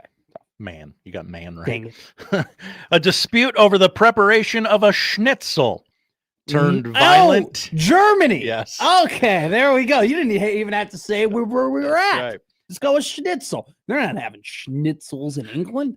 All right, so we're in Germany. Continue. A 61-year-old man verbally and physically assaulted his neighbor over what he said was a loud pounding of the meat involved in making the schnitzel. The older man went to the neighbor's flat in an apartment block on Saturday night, insulting him and slapping him in the face, police said.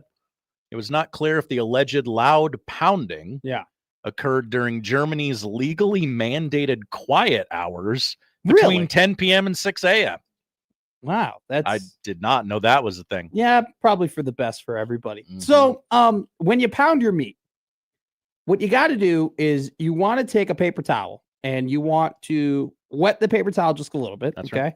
And just squeeze it. Just don't wring it, but squeeze it a little bit. Put the paper towel on the counter. Then you put your cutting board, preferably like a bamboo wooden cutting board, right on top of that towel. That way, it's not moving. It's not moving at all. Then plastic, meat, plastic, and then pound away. That's how you do it, right? And the board won't move because if you don't put the paper towel under the board, then you're going to get the clank, clank, clank, clank, clank, So you got to put the paper towel under so it doesn't move. And then the plastic kind of muffles the sound a little bit. And you don't need to wind up when you pound your meat. You just want to you just short strokes. Short, consistent Exactly. strokes when pounding your meat. That's exactly what I'm talking about, right? And that way you get it level, you get it even. And then I like to, when I make my chicken cutlets, I cut them in half. Okay. Sure. That's what I prefer to do. So just a little bit of a lesson from pounding your meat here on Middays with Matt from Josh Hodson and Matt McMaster. Sorry to everybody who has their kids in the car. I did forget. Why are we? OPS is out of school. What? We're just talking about banging a schnitzel. Yeah. I'm just talking about chicken. What are you talking about? Schnitzel. Exactly. It's all about schnitzel here on That's Middays right. with Matt. What's our second story? 3 people sentenced this week in an insurance fraud scam that saw them wear a bear costume while damaging luxury cars in California. There's a hell of a sentence for you. That is an awesome sentence. Those are names I'm not going to read because they're a lot of consonants in there. Okay. All 3 people pled no contest on Thursday to felony insurance fraud and were sentenced to 180 days in jail. Well, a 4th person involved in the scheme has a preliminary hearing in September. The 4 were caught because they submitted video of 3 fake attacks. I think we did this story when it initially broke. 3 fake attacks on cars to 3 different companies, but one group of investigators noticed the bear in a Rolls Royce damaging the Rolls Royce moved in ways similar to a human, the LA Times reported. Yep. What may have looked unbelievable turned out to be exactly what you thought it was. Ricardo Lara, a commissioner of the California Department of Insurance, said, so Operation Bear Claw was a sting operation to entrap these bears. Bears in quotes. Look, I'm gonna be real here. Like, we don't condone crime on Middays with Matt. That's right. 10 out of 10 for creativity. Yes. Like it's at a certain point when you're doing that investigation and you're the investigator, you gotta go pretty good. So pretty good. Almost got us. There's a bear on the state flag of California? There is, yes. Good call. Here's a one sentence of the story I want to read, and then we can move on to the final story. Yeah. Why not? The officials also noted that brown bears have not been seen in California since the 1920s. Yeah. So they were dressing up thinking, oh, there's bears in California. It's on the flag. I see it all the time. There's bears in this state. They'll think it's a real bear. That's incredible. I did not know. It's been 100 years since there's been a brown bear in California. To be real with you, like California to me is like another planet. Great take. I'm Matt. such a Midwestern human. Mm-hmm. Have grown up my whole life in the Midwest. I have family who goes to California, or who live in California, who grew up in California. It just is a different world to me, and I just assume everything you could tell me about California. I go, okay. I believe, yeah, okay, sounds sure. good. Sounds kind of weird, but yeah, sure. Do you know when I'll be moving out there? Do you know when I'll be moving out there? Never. Quarter to never. Never. Ever. Last story. Go to Knoxville, Tennessee for the truck spill of the week. Oh, let's go. Travelers on an East Tennessee interstate were forced to brake for workers and drones when a truck carrying about 1 million bees crashed on Friday. The swarm shut down an exit of I-40 in Knoxville. There were no injuries. The ramp from I-40 is back open, but the truck is destroyed and the bees are buzzing. As photos of beekeepers on the side of the highway were posted onto social media. Later, the state confirmed that all of the bees had been moved from the area and the truck was removed. 1 million bees. That sounds scary. Wow. That sounds frightening. Do you see those videos of people like throwing rocks at hornets' nests and then like running back into the car? Whoa, that seems like a terrible idea. Yeah, talk about the peak of stupidity. Yeah. Is what we're talking about. Don't mess with bees. I got stung by a bee. See, bee stings and tickets are the same for me. Bee stings and tickets. They're the same thing. I got stung by a bee once, never got stung again. You got Never. a ticket from an officer? I got a Never ticket again? from an officer. Will never get another ticket in my life. I drive the speed limit now. You can call me a wuss. I don't care. I abide by the law. You should too. Don't endanger others. Okay. Law-abiding citizen starring Matt McMaster. I am a law-abiding citizen. That's why when I go to the Omaha Zoo in the parking lot, I drink my beer out of a brown paper bag. I don't know that that's entirely legal, but yeah, sure. What do you mean? Brown. That's just drinking a beer in public. I don't know that that's legal. But if you put it in a brown paper bag, you're fine. Come on, you've never been brown paper bagging? Well, at the College World Series, they'd like, hey, put a koozie on it. Or if you're tailgating for Nebraska football, they go, Red Solo Cup. Red Solo Cup. That's how it works. We'll talk about Nebraska football and Troy Dannon coming up next here on Middays.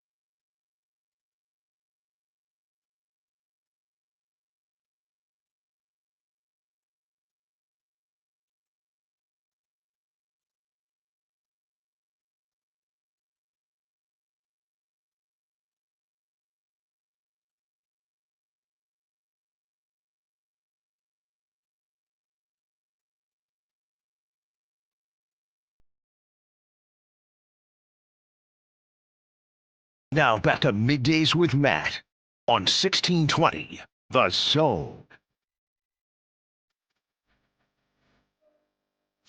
The playoffs are going on across professional sports. The NFL draft is happening this Thursday, where teams are going to select the next Hall of Famers of the NFL. But it seems like all anybody can talk about is a baseball team that's playing in Lincoln, Nebraska. Saying that, we bring on the beat reporter for the Omaha World Herald for Nebraska baseball, along with just a man who's followed and covered this team like very few people have over the last couple of years. It's Evan Bland from the OWH. EB, how are you?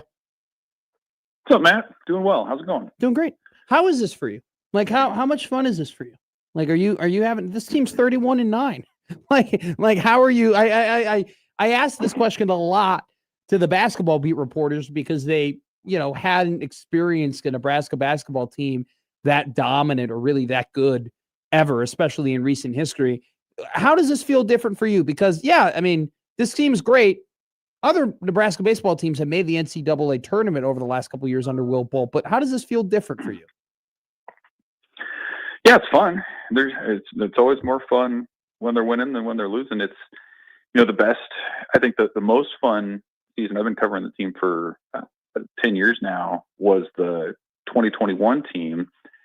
And there was so much talent, and they rolled through that thing, but it was also the COVID year. And so there was all the social distancing stuff, and they didn't have midweeks, and the Arkansas regional was done on Zoom, and it was kind of a different sort of vibe that year too. But yeah, they've had their moments. They've back-to-back Big Ten tournament champions and all the rest. I think the thing that stands out to me about this team is that they just, you knock on wood, but they haven't had that toe stubbing moment the way that a lot of the other ones have, where you lose a midweek game that you shouldn't, or you let a couple of games get away. And I think it was Dusty Baker who had the old saying that in Major League Baseball, the best teams are going to lose a third of their games, the worst teams are going to win a third, and it's what you do with that middle third that defines it. And I think that's been Nebraska this year, is in those middle third, they've found ways. They found a way on Friday against USC to come back. They've had multiple dramatic rallies. And so I think, there were moments this weekend where I was just like, man, if this were Nebraska of 3 or 4 years ago, it would have been game over. When USC was up 5-2 in the third inning on Sunday, I think 3 years ago, Nebraska would have said, it's not our day. We made a mistake, and that was it. And they just came back, and they shrugged it off and didn't let the moment get too big for them. And I think that's probably been the coolest part of what they've done so far.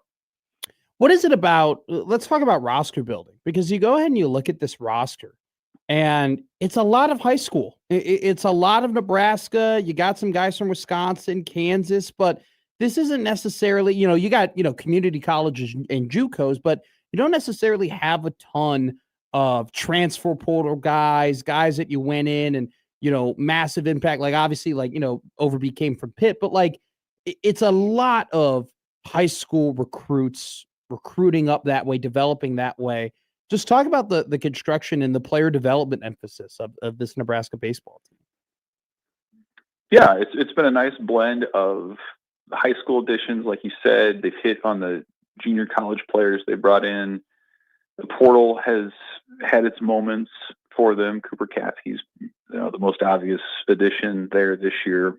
But yeah, to your point about the high schoolers, Dylan Carey's a 4-year starting shortstop. He was a high school recruit. Jeter Worthley and Drew Grigo were starting as freshmen, both from within the state, Lincoln or Omaha, and they're major contributors to what Nebraska is doing. Case Sanderson, 3-year guy, as a high school guy who's come in. Jay Sean Unger, high school guy. Carson Yassa, Ty Horn. Yes, a lot of those guys were high school prospects, good development stories that Nebraska's had, and even some of their other leaders. You almost kind of forget.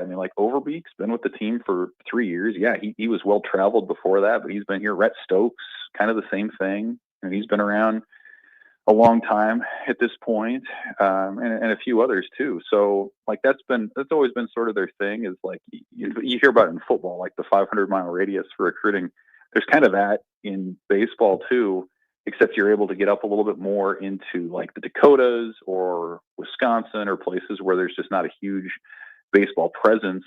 And then everyone on the coaching staff has a relationship or a tie-in to a junior college. And so that's why you've seen that be a big part of what they're doing too. And I thought it was interesting this week. Will Bolt reminded, he said a lot of the guys on the team now were attracted to Nebraska because of what the 21 team did. Like that's around about when a lot of those guys committed.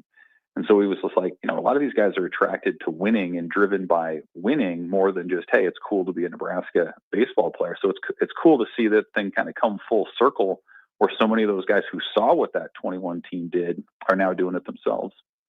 All right, let's ask the big question. Sweep of USC, number 12 team in the country before the sweep, absolute bludgeoning on Saturday and Sunday. Where does it put Nebraska in terms of potentially hosting a regional at Haymarket Park? I think if the season ended today, they probably would. RPI wise, they're inside the top 16, which is a heck of a thing. The quad one wins, they have a number of those. The home record is strong. For better or worse, too, the NCAA selection committee has a history of wanting to spread out the host sites too. And so if you're on the fringe and it's between, say, Nebraska and a team from the Southeast or the West Coast, and you already have other representation there, like they're going to say, yeah, we want a Midwest school. We want, maybe somebody who hasn't done it in a while.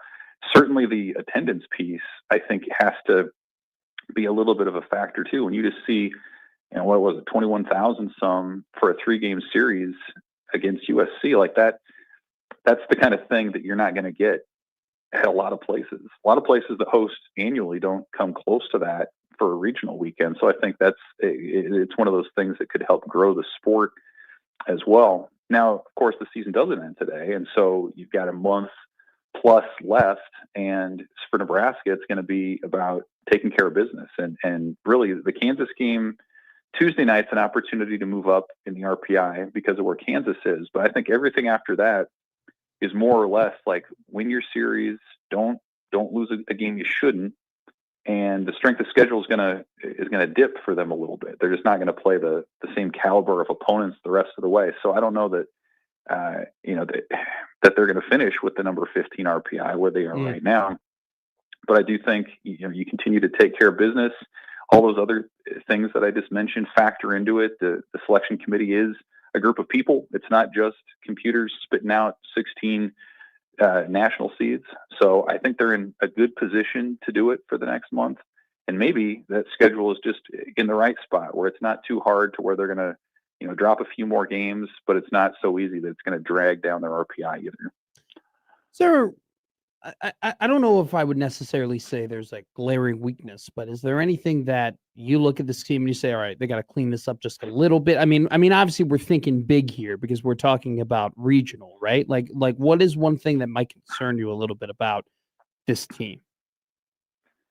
You almost have to play like process of elimination. Like it's not the defense. That's been really good. It's not the offense, certainly based on what they just did. It's the pitching somewhere, but I think you could make a case that it's either in the starting rotation or in the bullpen. And that's what makes the Ty Horn move so interesting, was that he had been so-so as a starter, hadn't given him a ton of length, wasn't awful, but like just not up to what you're looking for in a Friday guy. And so they moved him to the bullpen last week, and Nebraska goes 4-0 on the week, and he had a part and affected 3 of those wins. He was a big part of Sunday's game when he goes 5 innings in relief, big part of Tuesday's win over Creighton. Friday night, he helped get that game into extras. So like he's addressing what I think had been the weakest area for Nebraska in the bullpen, where they just didn't have that guy who could be a bridge between the starter and Jay-Sean Unger maybe in the back end. And so Horn has addressed that with flying colors this week. So I suppose maybe in this moment it's that starting rotation, and you'd love to see in the next month that Friday, Saturday, Sunday, guys out there be consistent. I mean, we saw Cooper Kasky just had his worst outing of the year as a Friday guy. Maybe that was because of short rest. I think you can make that case. Carson Yassa's been excellent on Saturday, Yeah. and then Blackowitz goes 2 on Sunday, and he was a guy that coaches pointed to as someone they wanted in the midweek because of workload considerations as a sophomore. So I guess at this moment, it would probably be the rotation and just seeing over the next month. I think you feel pretty good that Katsky's going to bounce back, but especially that Sunday spot, some blend of Blackowitz and then Horn, maybe piggybacking off him in relief. You'd love to see how that's going to go and maybe some consistency there in the next month. You know, you go ahead and you look at Blackowitz, Yassa, and Katsky. They're, Blackowitz has a 3.02 ERA, Yassa's 3.93, Katsky's 4.02, and then you go ahead and look at the bullpen, right? Harrahill, 2.13 ERA, Unger, 26 innings, 3 ERA, Timmermans, 24 innings, 3.75 ERA. Like, just pretty solid throughout the entirety of the pitching staff. I mean, what does it say about Rob Childress and the impact that he's brought to this team this season? And what impact has he, because it's been 4 years now since he was brought in, something like that? How big of an impact was that bringing Childress back to Nebraska all those years ago? Yeah, it was a major deal. I mean, he came back initially as a director of player personnel, off the field type stuff, and moved into that pitching role 3 years ago now. And I think that the effect has shown up certainly in recruiting. It's shown up in development. You think about a guy like Jay Sean Unger, who pitched less than an inning last year, was set to transfer, and now is their most indispensable reliever. Or you think about Carson Yassa, who redshirted 2 years ago because he couldn't trust his own command, and now he's a surefire MLB draft pick this summer. Blackowitz has taken that next step from freshman reliever to sophomore starter, and Katsky, for the most part, has picked up where he left off last year. So yeah, I think that, when you have a guy as accomplished as Rod Childress is, and not just as a pitching coach, where, by the way, at Nebraska, he helped put together some of the best staffs in program history, but then, well over a decade leading an SEC school at Texas A&M and getting them to the College World Series. So like, his impact is with the staff. It's as a mentor to, Will Bolt and those guys who are younger than he is. He heads up their scheduling and is a big part of their recruiting operation. So yeah, it's a luxury. And you look around the Big Ten at other pitching coaches, and a lot of them are, younger guys on the rise and trying to make a name for themselves. Very rarely does a team have the luxury of a guy like Childress, who has been a head man, who has a proven track record and has opportunities annually to go elsewhere. He's content in Lincoln, and that staff is the better for it, and they're certainly showing it right now. Obviously the Big Ten is not a premier baseball conference, right? Typically when we get down here to Omaha, we see a lot of teams from the SEC. You see a couple teams who are now in the Big Ten. The Pac-12 teams would be here, ACC teams. But, for Nebraska and their path to hosting a regional, it used to have to be, hey, you got to come out hot in the non-con, right? You got to schedule really, really hard in the non-con. Then you got to come out and you got to win those games. And those games that you play in March were a really, really big deal to setting yourself up to potentially putting yourself in a good RPI spot when it comes to the NCAA tournament.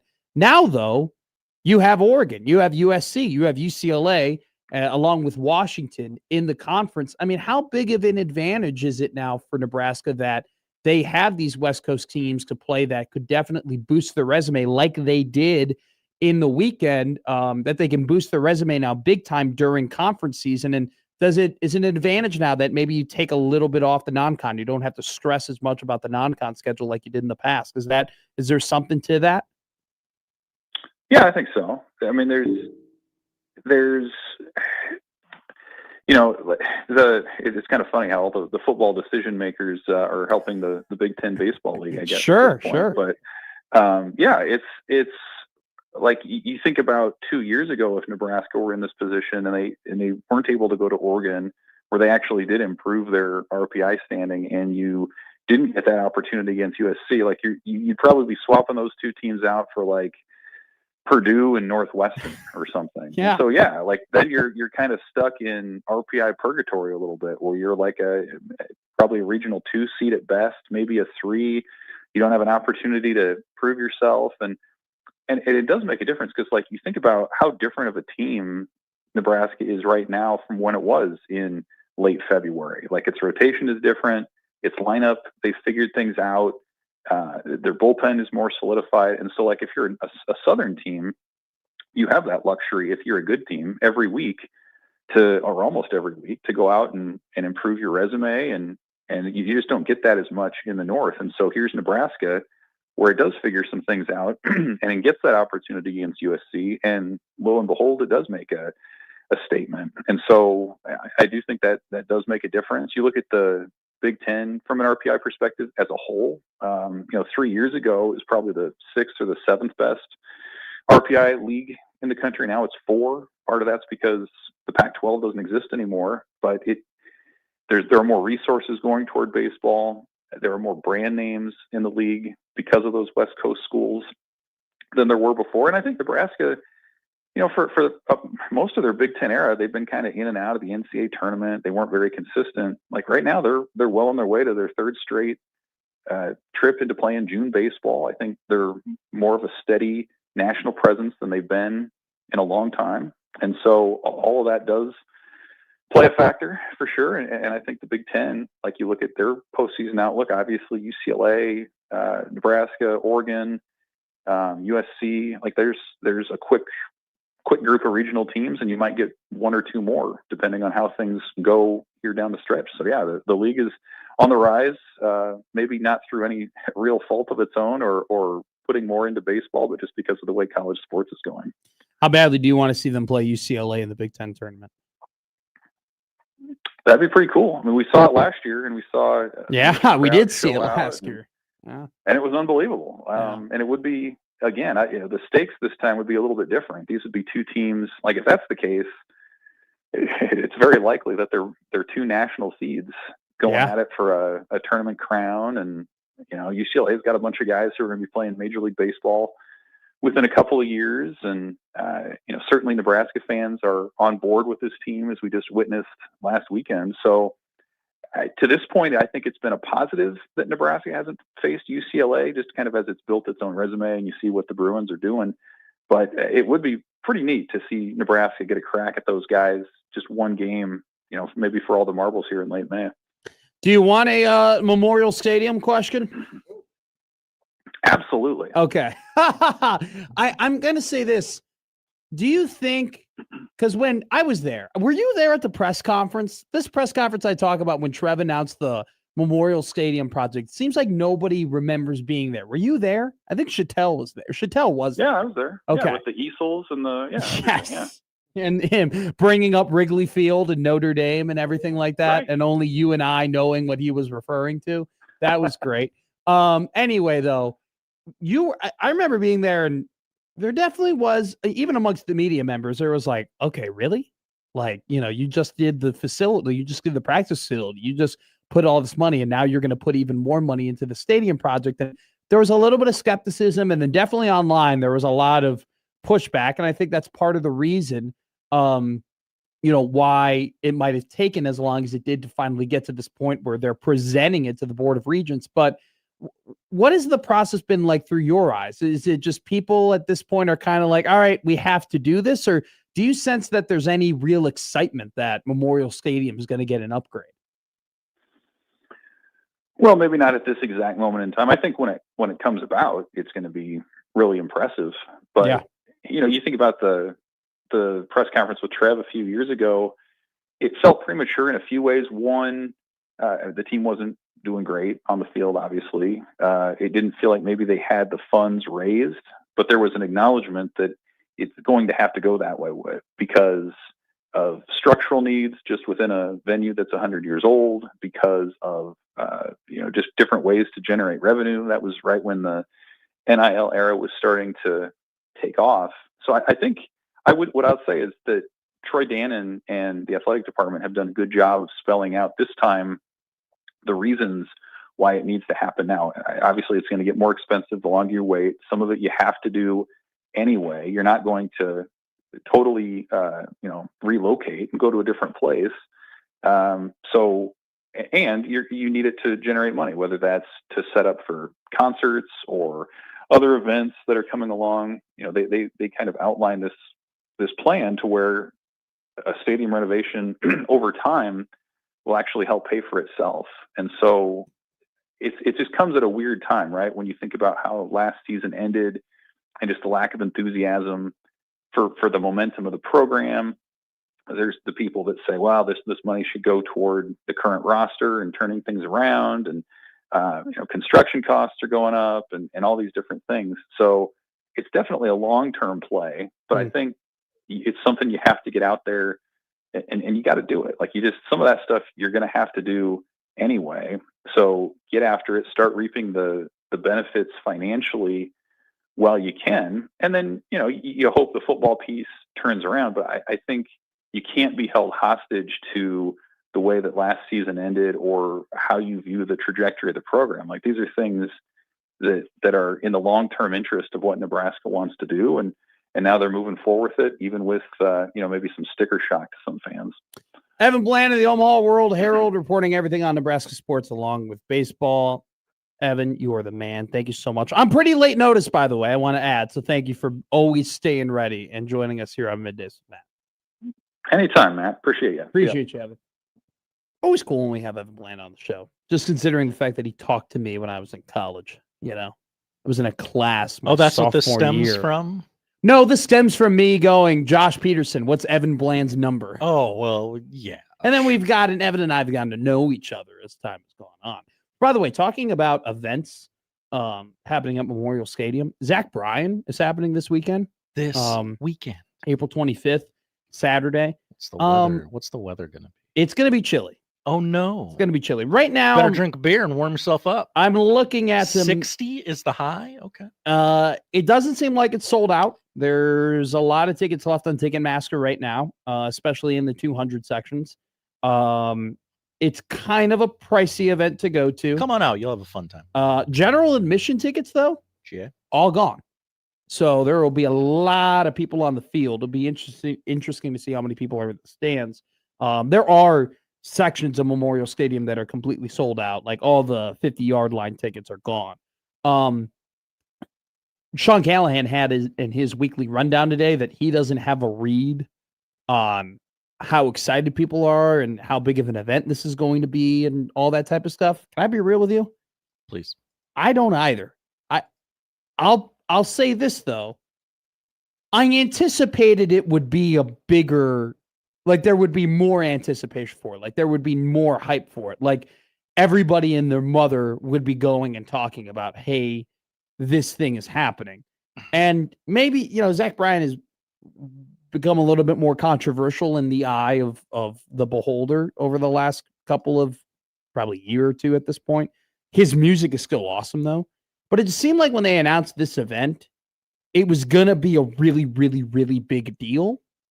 And I don't know if I don't really have a full read on it, but I'm not getting I definitely don't have the sense that this is an overwhelmingly massive event that's happening at Memorial Stadium. Which member of the basketball team is it going to bring out? Ooh, Hoiberg.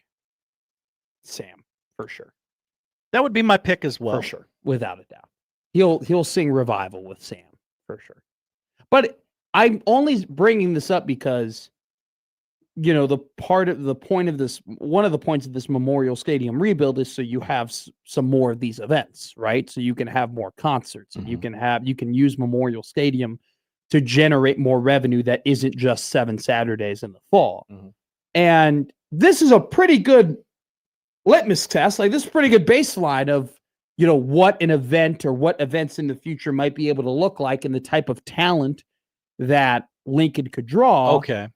If there's a lot of empty seats are they and I don't know if there's going to be, but are the people saying no to the act or are they saying no to the venue? Josh, I don't know. Okay.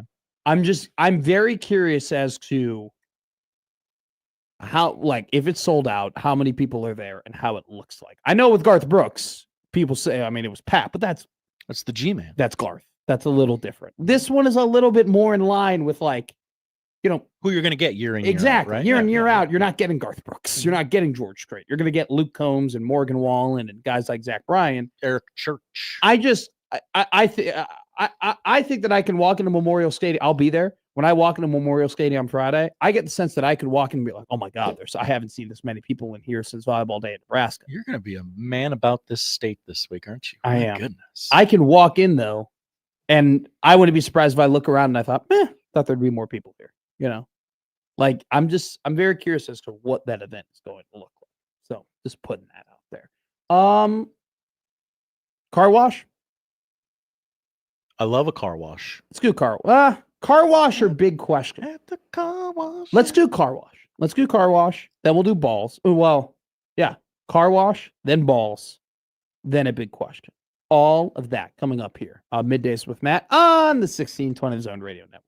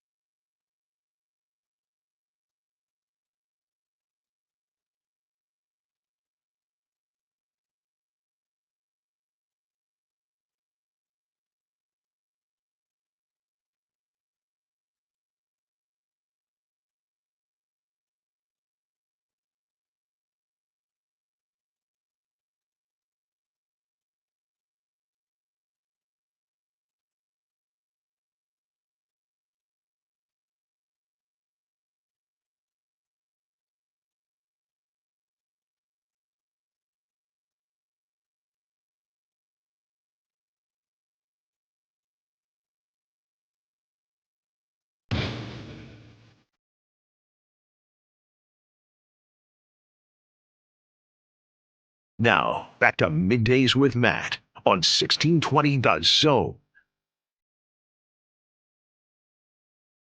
We are announcing a new contest right now here for the first time on Middays with Matt. It's the 1620 The Zone's Derby draw for your chance to win $200 without saddling up on a horse. Be one of the lucky 20 finalists, and you'll be randomly assigned to a racehorse that will be racing on the 12th race of May 2nd at Churchill Downs. Okay?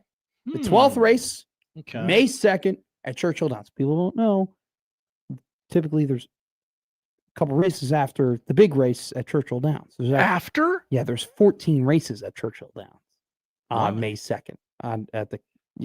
But there's one that we really, really, really care about. There's one where it's like, oh my God, we call it the fastest 2 minutes. That's like if they don't get the preliminary boxing matches in, they have to do them after the main events, and there's nobody there. There is a horse racing reason as to why they do it. Oh, okay. Hand up here, horse racing guy, not horse racing expert. That's you. I don't know why. I think Bossman Allen could probably tell us why they do a couple of races after. He's got to sit with us at the Village for like an hour and just not shoot the bleep, but like Bossman, Bossman Allen need to go to the horse track. Okay. Do you know how intense that would be? Do you know how awesome that would be? I'm hoping it's more awesome than intense, but I'm down either way. Typically, like, I lose money in front of my friends. I don't know how it would be with losing money in front of my boss. You want to look smart in front of your boss. Dude, Yeah, I do. right, I do. right, I know, yeah. and there's a lot of pressure when we talk about horse racing because I know Alan's listening. I know he goes on 97.7 The Zone. He's like, McMaster's talking about horse racing. I want to tune in. So anyway, the Zone's Derby draw. Platt Cat goes, what a good idea. Checks in the mail, buddy. Buddy, pal. Give me pictures of Spider-Man. Parker, you're fired. Not bad.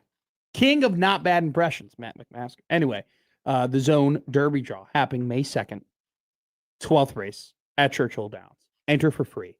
Be one of the 20 people. We will give you a horse. Okay. Some of the horses that are going to be in this race are as follows. Renegade, currently the favorite, 9-2. Further Ado and Commandment, both trained by the same trainer, Brad Cox. Brad Cox made his Derby debut. His horse won the Kentucky Derby. Hasn't won since. Average finish for Brad Cox's horses in the Kentucky Derby, 10.2. Not all that great. I don't like any of these horses. This is similar to your NFL draft take. I don't like any of these. I don't like any NFL draftees, but by the week of the road, I've seen Chief Wallaby run. Yeah. I don't think it's someone has to win. I don't think Chief Wallaby is one of Bill Mott's best horses that I've seen. Commandment, I wasn't very impressed with the win that he had, and he had to come from all the way in the back in order to win it. If he's ridden by Flavian Pratt again, I'm not betting on him. I don't bet on Flavian Pratt. Wallaby, I wasn't over impressed with the Puma. It's a Gustavo Delgado horse. Everyone really likes his speed numbers at the same time. It's just like he ran against Commandment. He was competitive, but he didn't beat him, and I don't even like Commandment. Commandment sounds like a Derby winning I don't horse. like the Puma. Here's the one thing about Commandment. So he marked his best speed rating in February, and then it dipped down a little bit in the race that followed. The same pattern happened the last year's Derby when it's Winter Sovereignty. So there's a belief that maybe he could have more speed in him. Some people kind of disagree with that. Once again, you never really know. It's all a guessing game, and there are people who are way better at it than I am. But I mean, I'm not. Are you in on this Dan and Bourbon horse? The non-Bourbon?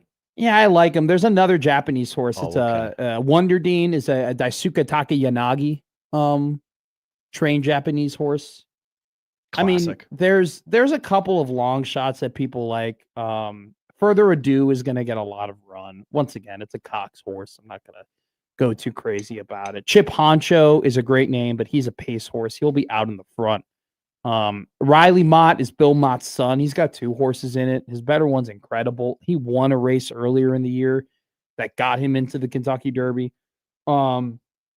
There's one horse that this betting expert really likes called Pavlovian. I've done no research on Pavlovian, but he's a 40-1 horse currently right now, according to the Kentucky Derby website. So we'll see.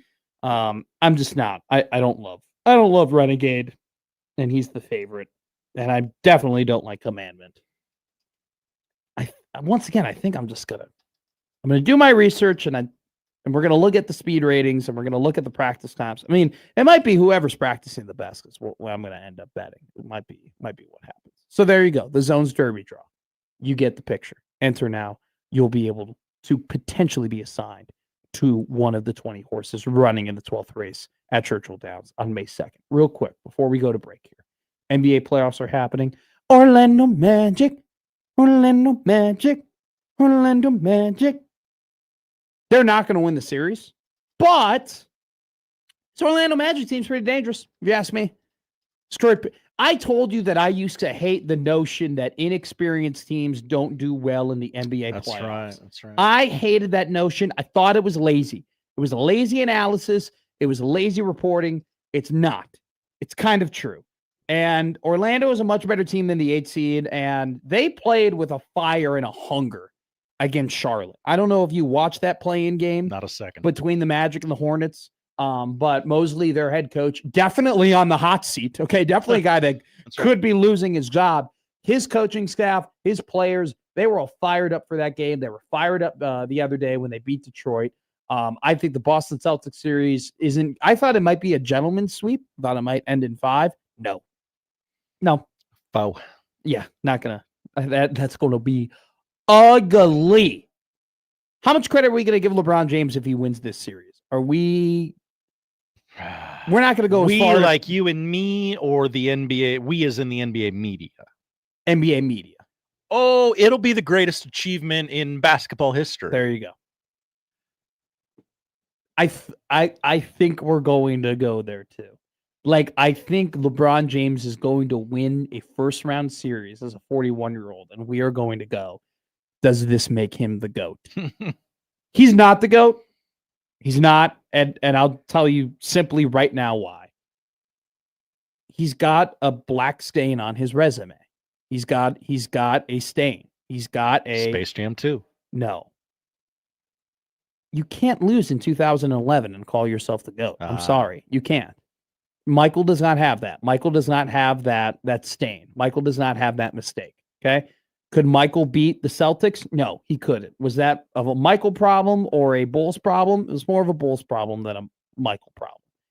You can't lose in 2011 and then be called the GOAT. I'm sorry. You can't. Like, that's just, if he won in 2011 and he had 5 championships, then I think we have a conversation. He's not. He's not, and it's ridiculous. I still think he's the second greatest player of all time, but that's just how we judge things. And Michael's perfect, and LeBron is far from that. PC goes, Jordan's career / life famously not stained. I'm not talking about off the court, PC. That's right, Platcat. Okay? You know, don't do that when we talk about Tiger Woods' legacy. We're talking about it on very clean. Well, anyway. So that'll be fun. NHL players going on. I really hope the Wild make it to the Stanley Cup final. That would be fun for everybody. You said you wanted them to win it all My picks or look lose great. in the first. My picks are looking great. Carolina and Dallas both dominant in their first 2 games. They're looking phenomenal. Dallas was not dominant in their first game. They got dominated. Oh, sorry. Minnesota. Okay, that's right. And Carolina. Those are my 2 picks. They look great. So bring back the blue, big, painted Stanley Cup playoff. Great logo. take by you. Cowards. By the way, earlier in the show, people got mad when I said that CM Punk was one of the 5 greatest pro wrestlers of all time. He is. At me. I don't care. Josh Hodson coming up next. Balls. We'll tell you what balls is coming up It's a sport-related segment. Yeah, don't worry. It's about balls, though. Just baseballs here on the 1620 The Zone Radio.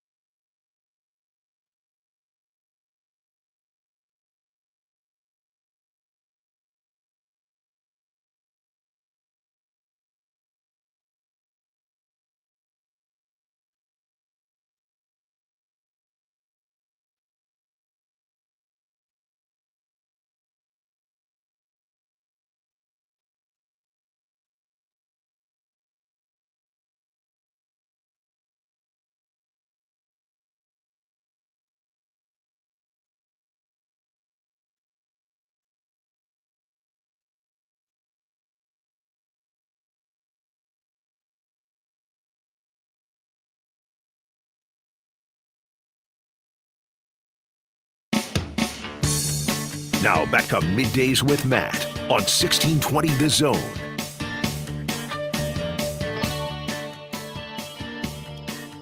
All right, this is great. This one, okay. So we're gonna do polls. This is typically something that we will do on Fridays, but we got to do it last Friday. We were busy. We didn't get to it. We want to get to it now. It works all the same because we're gonna have Josh go through all the storylines of what has happened in Major League Baseball. We're gonna go through them. We're gonna talk about them. MLB Josh talks to NFL Matt, and we'll figure it out. And then we got some news churning. We got some news that we got to drop here. Oh, okay. It's not breaking news. Okay. But it's like we got some things to talk about, and we're gonna it's gonna bleed into the 1 o'clock hour. And we got some things. This 1 o'clock hour is gonna be loaded along with Robin Washut at 1:20. But Josh Hodson, yes, let's ball it up. Okay. Thought I'd do it this week. The Good, the Bad, and the Ugly. Oh, I love now that's a movie I haven't seen before. Okay. That's fine. Like I'm not going to be like, oh, you haven't seen The Good, the Bad, and the Ugly. Because we will no longer work together if you do that to me. I will. I'll walk. I'll walk out of here. We have to make we should do that. We should make a power ranking of movies Matt has to see. Oh, that would be fun for me. I think we should let's do that tomorrow. Okay. I'm gonna have you do a top 10 tomorrow. Okay. Of the movies that I should see. Put your suggestions in the YouTube TV comments. We got a lot of our guys here. Hokies in here, PC's in here, Mike's in here, Headley's in here. Bet-free Mike was very concerned about our horse talk earlier, but we'll do that tomorrow. But the good, the bad, and the ugly of Major League Baseball. Can we begin with the good? Great place to start. Everyone in the NL Central is well above 500. Yeah, I saw this yesterday. I want to be in the NL East. We'll get to that later. Put me in the East. I want to play the Phillies and Mets 18 times a year. Please, God, please. The Cubs and Brewers are currently tied for last in the NL Central at 12-9, although they are just a game and a half back of first. The Cardinals, who were thought to be a team that might lose 90, maybe even 100 games this year, are 13-8. Strong start from everyone in the NL Central. Do you know who could have told you this was coming? This guy right here. Wow. Do you know how many do you know how many times Cubs fans have seen this movie where it's like, oh, they lost Albert and Yachty's getting old. And, who's this Matt Carpenter guy? They'll only win 70 games. Every damn year they did that. Cardinals and Brewers do be doing that. They do be doing that. The Rockies took 2 of 3 from the Dodgers this weekend. Yeah, hell yeah. We'll put that in the good. Moving on to the bad. I don't have a lot to say about the Rockies. By the way, real quick, notable. is the TikTok wife still on the Rockies? There was a TikTok wag whose husband was a pitcher for the Rockies who'd get shelled every other day. No. And she had to do TikToks about her, him. Rachel Gomber? Yeah, the guy. Where's Gomber? I don't know. What's he doing? Is he throwing? Is he a Montgomery biscuit? What is he? No, he's in Denver. No, he's on an Is he in El Paso, Chihuahua? He is. Is he a Rochester Rough Rider? He's definitely in. He's in the Rangers organization. There it is. Yeah, he's in Frisco. All right, he did sign a minor league contract. I'm telling you, she'd go and he'd be like, "Oh my god, than you think. Oh my god, we're here! Oh my god, my husband's pitching." And then he'd get rocked. It's fucking Goldie would take a fastball 450 feet off him. It's incredible. The bad begins with, I'm sorry, the Kansas City Royals, who are tied for the worst record in the league at 7-15. They have a minus 32 run differential, which is worst in the American League, and their manager is beefing with their captain. Yeah. So watch 2 of the games between Kansas City and New York over the weekend. I watched about maybe a combined 6 innings through 2 games. Okay. The Yankees hit 5 home runs and the Royals dropped 2 fly balls in the 5 innings. In the 6 innings I watched, it was brutal. Bobby, the only hit I saw was a lazy fly ball from Bobby. Bobby's on first. Pasquantino comes up, 1 pitch at bat, pops it up. 2 pitches later, Bobby gets thrown out at first, and then a strikeout in that end of the inning. There was a stat last week going around. It's no longer true, but at the time it was, obviously. Bobby Witt Jr. has gotten on base 30 times this season and been left on base 29 times. It's incredible how Matt Quattrero never has anybody up in the bullpen. Ever. He never has anybody up and moving. He never has anybody throwing. He likes his starters and hates his bullpen. Noah's getting shelled or Cole is getting shelled. And you're like, somebody help this guy. And nobody's throwing. Nobody's even getting loose. And then God forbid they do a mound visit to slow the game down. They go, no, Cole, just keep throwing your fastball down the middle. Matt, not you, Matt Quattraro. Yeah.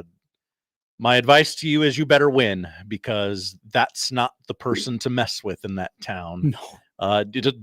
You can give me all the baseball analytics you want. The fan base will not allow you to win a beef with Salvador Perez. You don't win a beef with Salvador Perez. Right. There's you're not going to beat Napoleon on a home on an away game. You're not beating Salvi in Kansas City. What's the so that was the bad. That was the bad. What's the ugly? If that's the bad, what's the ugly? Oh, it brings me no joy to report that the New York Metropolitans have lost 11 games in a row.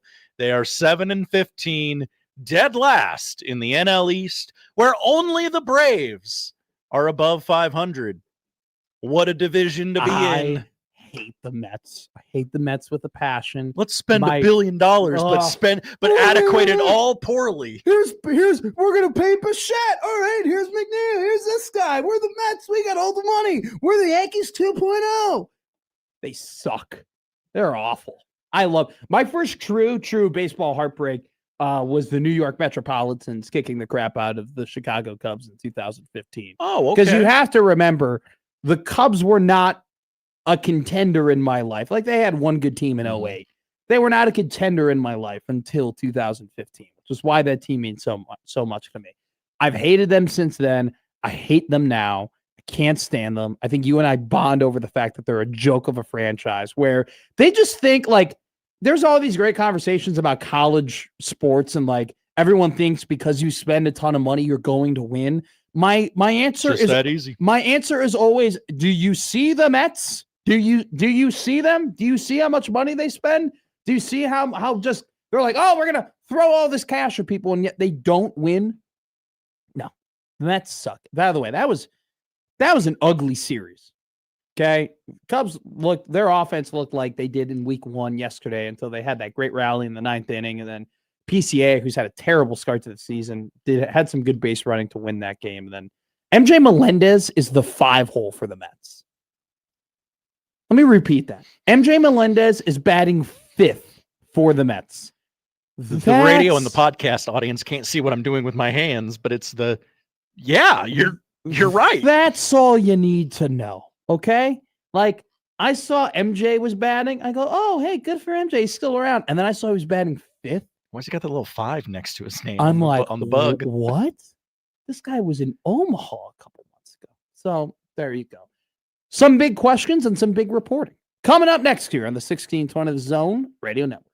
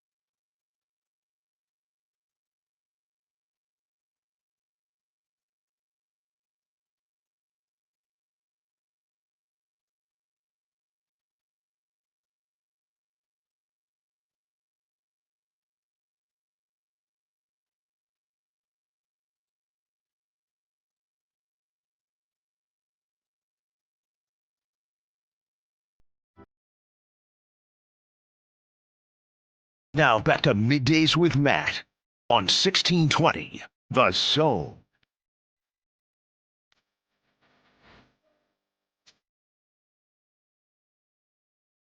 All right, couple things. So, Nebraska men's basketball, hoops, pretty good portal haul. Trevin Lenhart. Is that what people are saying? That's what I'm saying. Okay. That's what I'm saying. I don't know. There was some hemming and hawing last week, it seemed like. I'm okay. Okay. I mean, let me just say this. Did they I think bringing back the pieces they brought back was huge. Did they knock it out of the park? Did they absolutely kill it? Did they set the world on fire? No, they didn't. They did not. Did Creighton have a better? Let's call a spade, because the beefing that's happening on Twitter and all the crap talking that's happening is happening between Nebraska I don't fans care and about Creighton that, fans. but yeah, that's what people. Let's call a spade. Sure.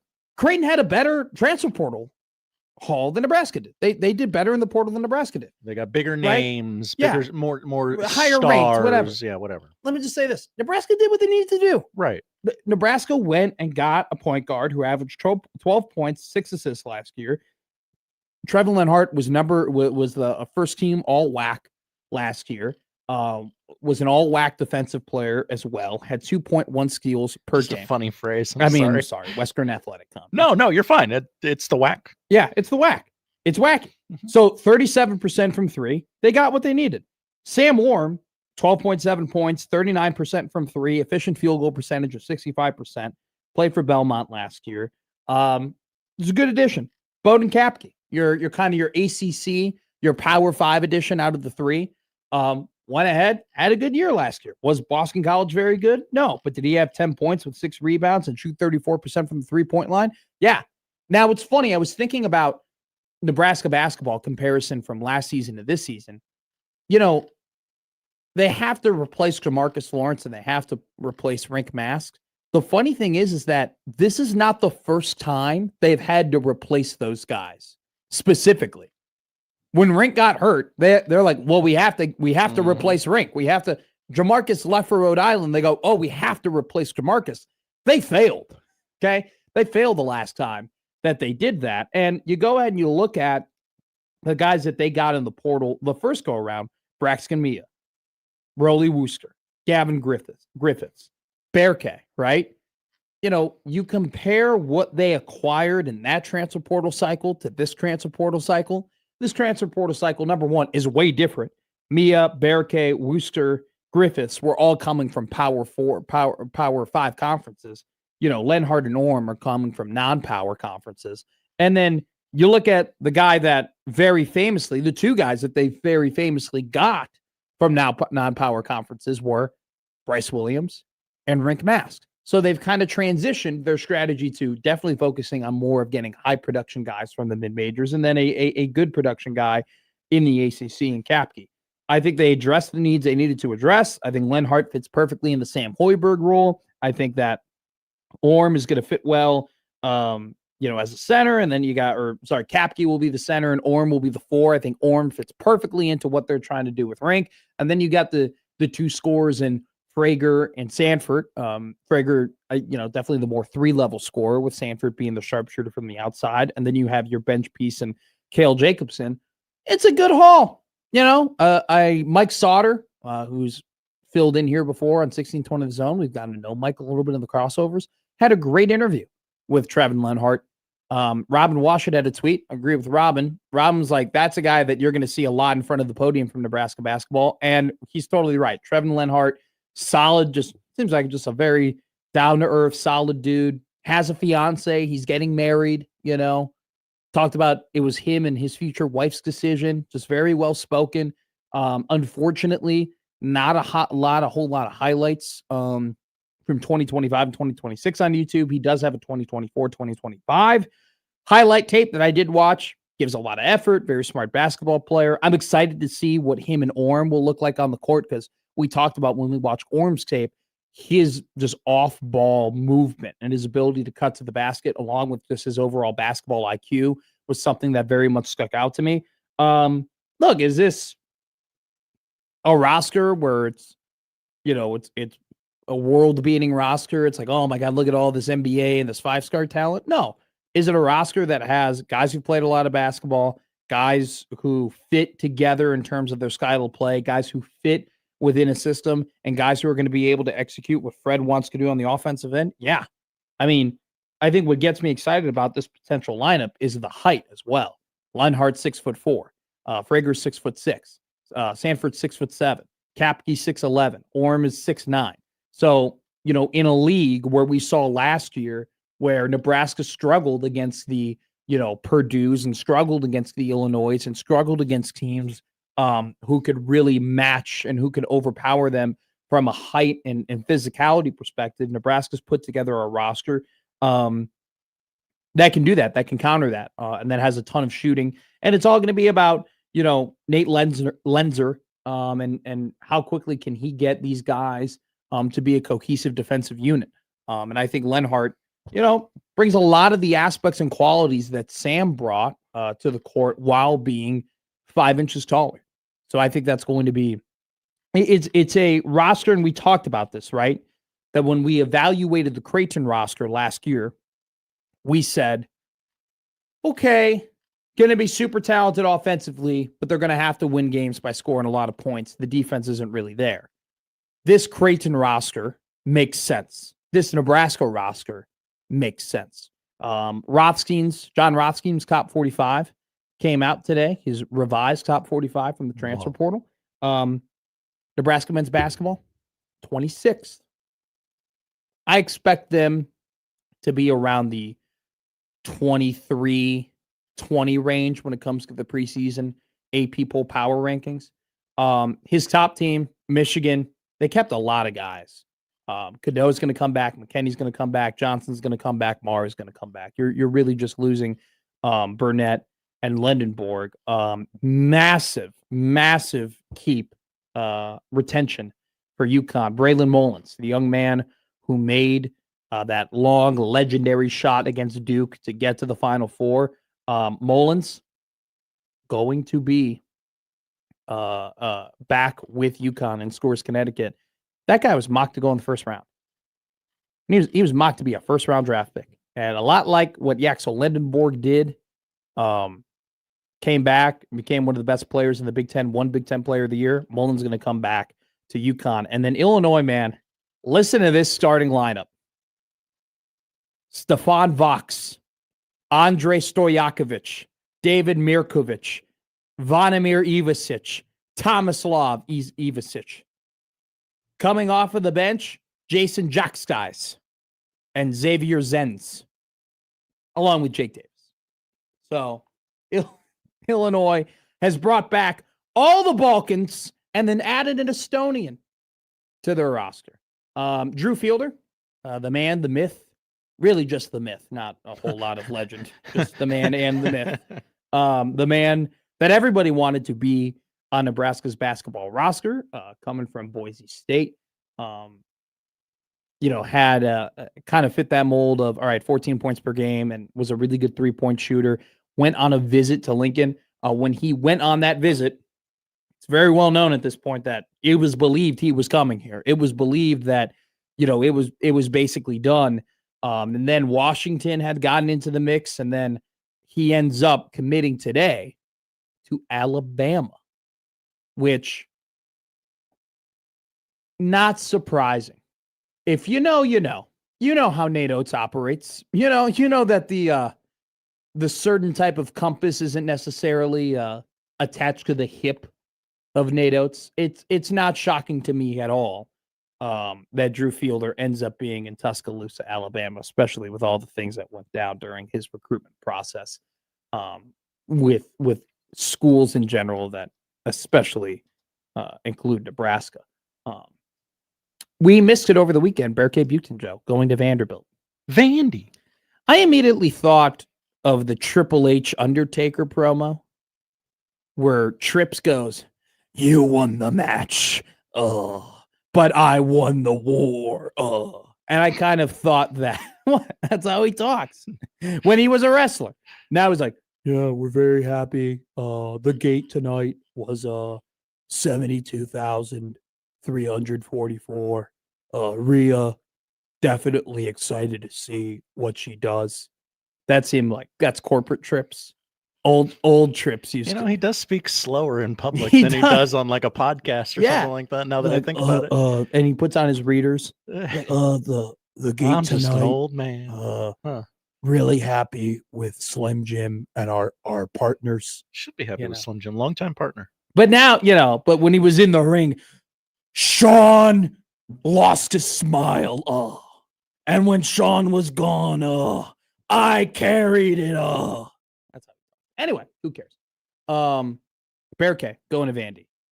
Money, money, money, money, money. So was it just like after the game, the Vandy coach goes into the locker room and is like, "Get me that guy." Money, money, money. I'm curious to see how Bear K will fit into a new team. It took a little bit for him at Nebraska. Like there was some learning curves with Bear K. There was some steps that he had to take. He had to earn, you talk about culture and you talk about being in the brotherhood. He had to earn his stripes in a way and get that moving in the right direction. And then he became a pillar of the team. Headley, what a comment.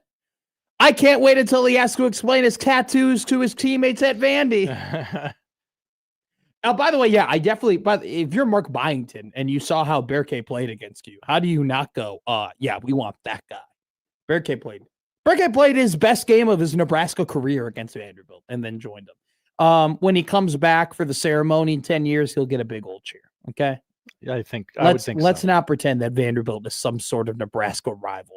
Okay. They're not. It was a great game. Nebraska won. I understand how maybe some people can associate that because Nebraska hasn't been in that position before when they just beat a random ass college basketball team to make the Sweet 16. And it happens all the time. Okay. You don't feud with every team that you beat in the NCAA. It's okay. Bear K's making his money. Mazel tov to him. Hope it works out for the best. Real quick, I talked to you. So that there's some reporting there. More reporting here. Ahmad Hudson.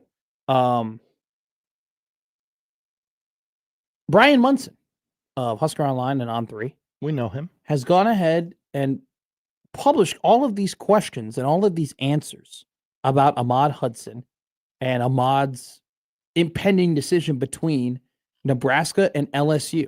So he calls this his 3 and out. About the 5-star tight end out of Louisiana, Munson writes, the Huskers lead right now, comma.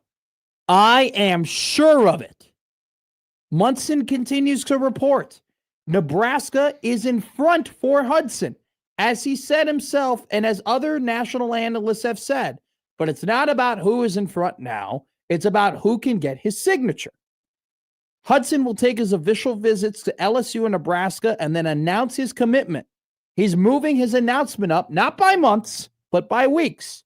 It's big for Nebraska to get Hudson back on campus to try and close the deal.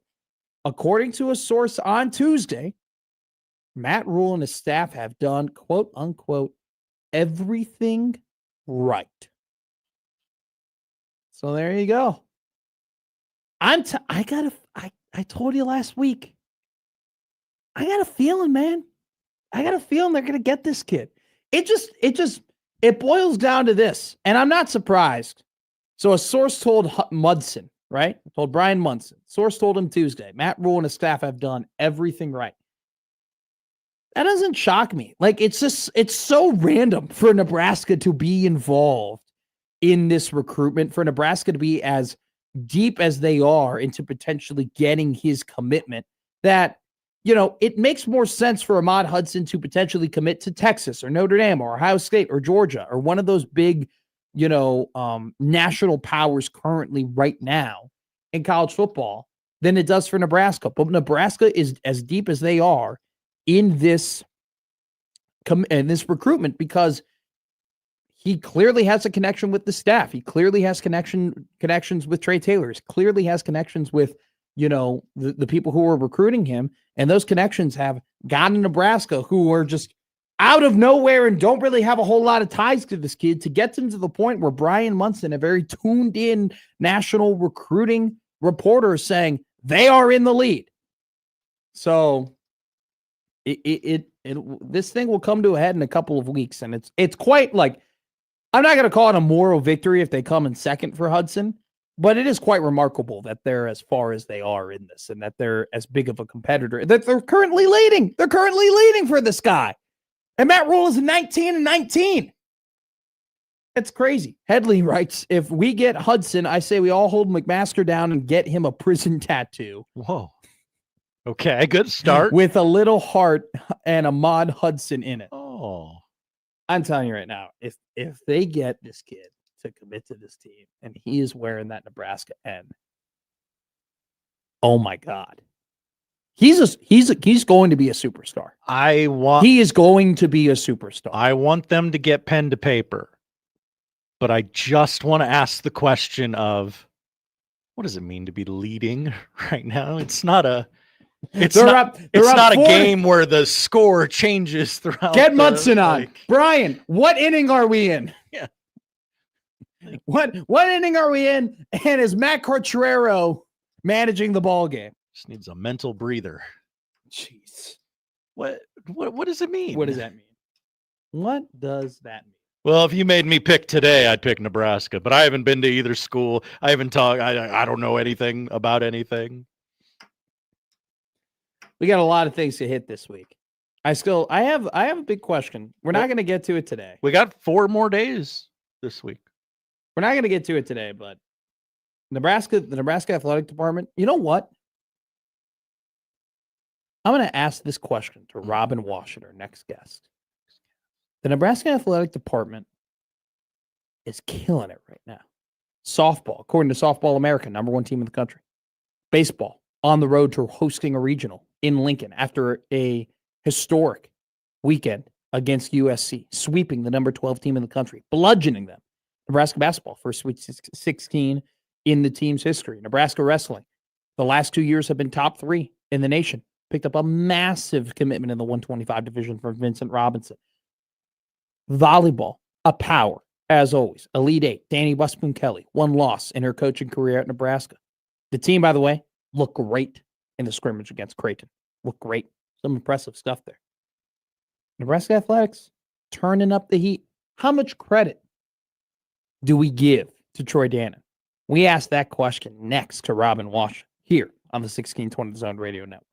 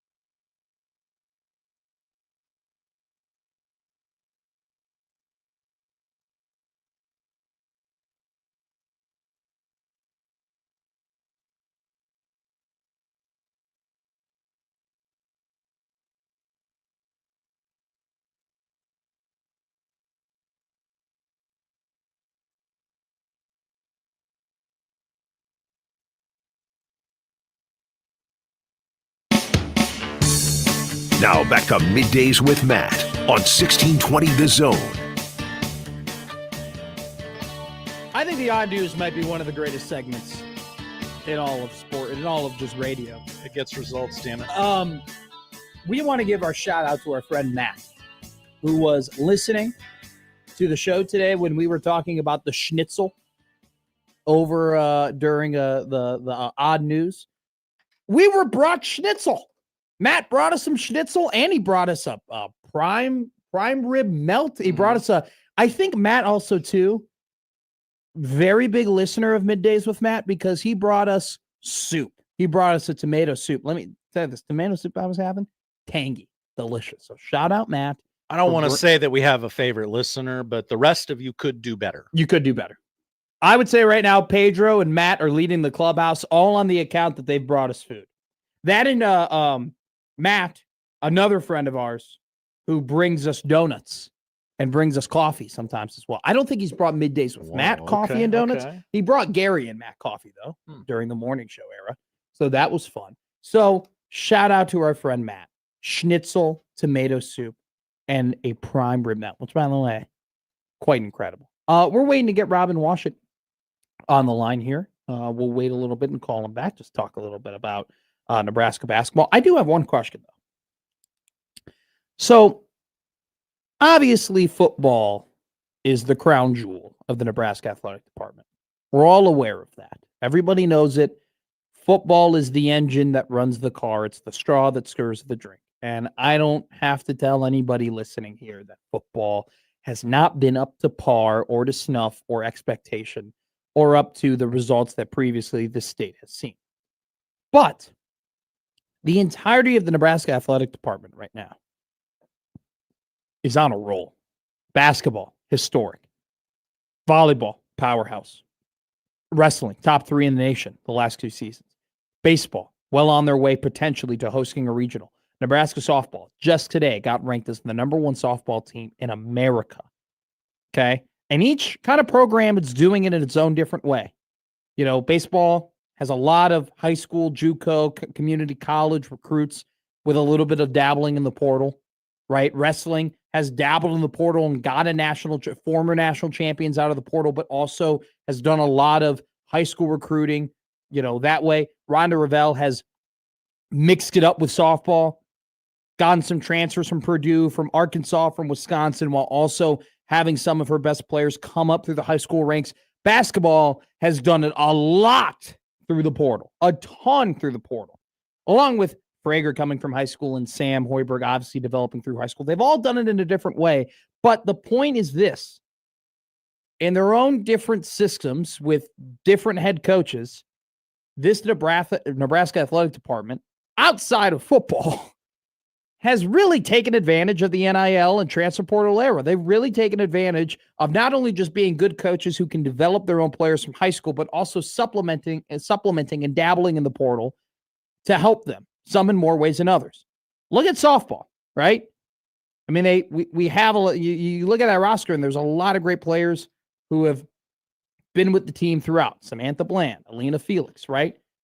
But who's that team's best player? Jordy Fromm came from the portal. And to me, came from the portal, but came back home. Came from the portal, right? Yeah, absolutely. In 2010, does that happen? Probably not. No. She just stays at Oklahoma for all 4 years, right? In 2014, does Nebraska get a power forward from Bradley, has him play immediately, and then ends up leading them to 2 NCAA tournament berths? I wouldn't think so. So we're seeing that in this era of college sports, throughout the entirety of the athletic department, is taking advantage of this new era.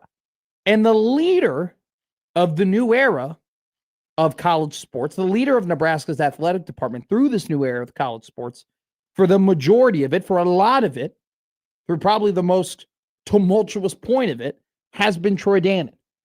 Yet Troy Dannon hasn't hired any of these people. Troy Dannon didn't hire Rhonda Revelle or Mark Manning or Fred Hoiberg or Matt Rule. Now, he extended Matt Rule. But how much credit does Dannon get for this? How much credit does Dannon really get for the athletic department as a whole accomplishing what they've accomplished? How much credit does he get for this entirety, for all of these sports performing at such a high level, and not just a high level, but a national championship level in some regards. Let's ask this question to our guest from Husker Online and On3, one of the best in the business. It's Mr. Robin Washut. Robin, how are you, my friend? Doing well, Matt. How are you? I'm doing well. I have a question for you before we get into basketball. This Nebraska athletic department's killing it right now. Softball, baseball, men's basketball, women's basketball qualified for the NCAA tournament. Wrestling's doing great. You can go down the list. How much credit do you give Troy Dannon for that, considering the fact that he's only hired one of the coaches, which was Danny Busman Kelly? I mean, obviously he's the guy running the show, so at least a shred of credit should probably go his way. And then there's also the fact he didn't hire him, but you know, he's given these guys and all these coaches and programs resources to you know, do the things that they want to do and have things to recruit to in terms of facilities and you know, sports science department and you know, the academic sports. I mean, like, there's a lot involved that goes just beyond getting the players and hiring the coaches. Yeah. But again, I think that you still have to give credit to his predecessors. I mean, as much as people don't like him, Trev Albert made the call to keep Fred Hoiberg, and that worked out pretty well for him when he very easily could have fired him. So, you know, I mean, it's a collective work, I think, that got all of these sports to the level that they're at. But you know, I think Troy does have a lot to do with that. And, you know, I think a lot of it is kind of, you know, especially the stuff that came out from like Bill Moose's book about how disconnected and in some cases fractured the athletic department was and its leadership was. Like, it, at least on the surface, seems to be that they've made some strides in maybe unifying the collective, pulling the rope the same direction. You're one of the smarter people we talk to here on the show, and I've been waiting to ask you this question. When Robin Washut goes on Twitter and he sees everybody say, why aren't they putting $600 million they would into the stadium? Why don't they put it into NIL? Your reaction or your answer to that is what?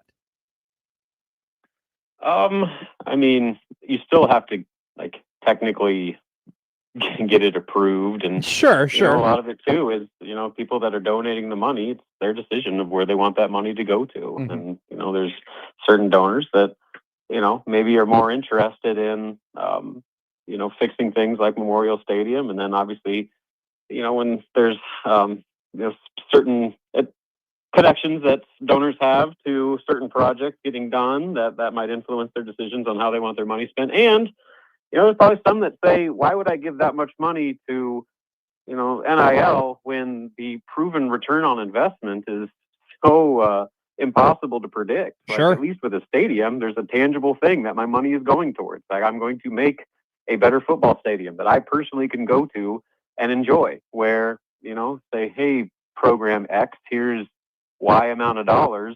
There's no guarantee that they're going to win. Like, look at the money, like, Kentucky basketball spending. You know, they got a $20 million basketball roster, and they were marginal at best. You know, so like that's maybe goes into it too, where these guys that have worked awfully hard to have the resources they have, maybe are a little bit unsure of just throwing their money blank checks to go buy players that have no guarantee of producing the wins that they're hoping that they're buying. Yeah, and I think that's so. And that's another thing too, like you kind of alluded to it. It's a completely different investment, and different investments bring in different investors, right? Like the person that would invest into the Memorial project, the Memorial Stadium project, isn't necessarily the person that would invest into NIL. You know, it's just two very different things. And so I think we get a little bit in trouble when we start assuming those are comparable, which they are kind of, but not to the level I think initially people reacted it to. Let's talk about this Nebraska basketball roster.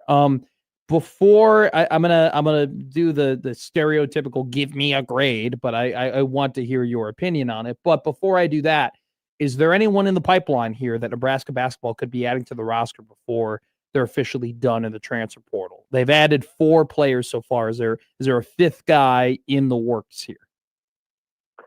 There might be, but there's nobody that is far enough along that it's reportable like this is their top target. I think they've got several irons in the fire, and my hope is that by the end of the week, or at least as the week progresses, we'll maybe get a little bit more clarity on who some of those names might be. But right now, it's just like names Nebraska's been linked to. Like I think that's about as far as it gets with a lot of the guys right now.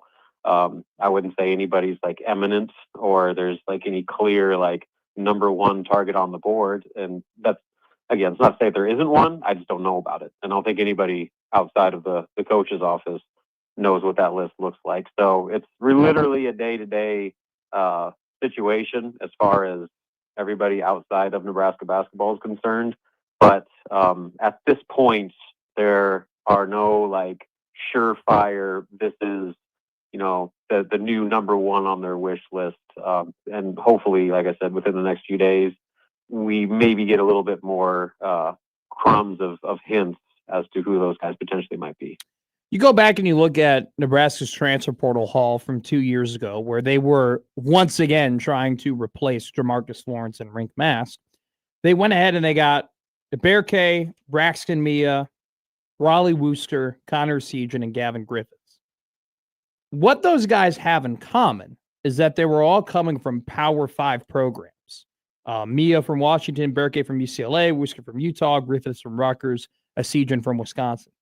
You look at the top two of the three guys that they've acquired, or four guys rather, top two of the four guys they acquired in this transfer portal cycle, Lenhart and Orm, they're coming from non-Power 5 programs.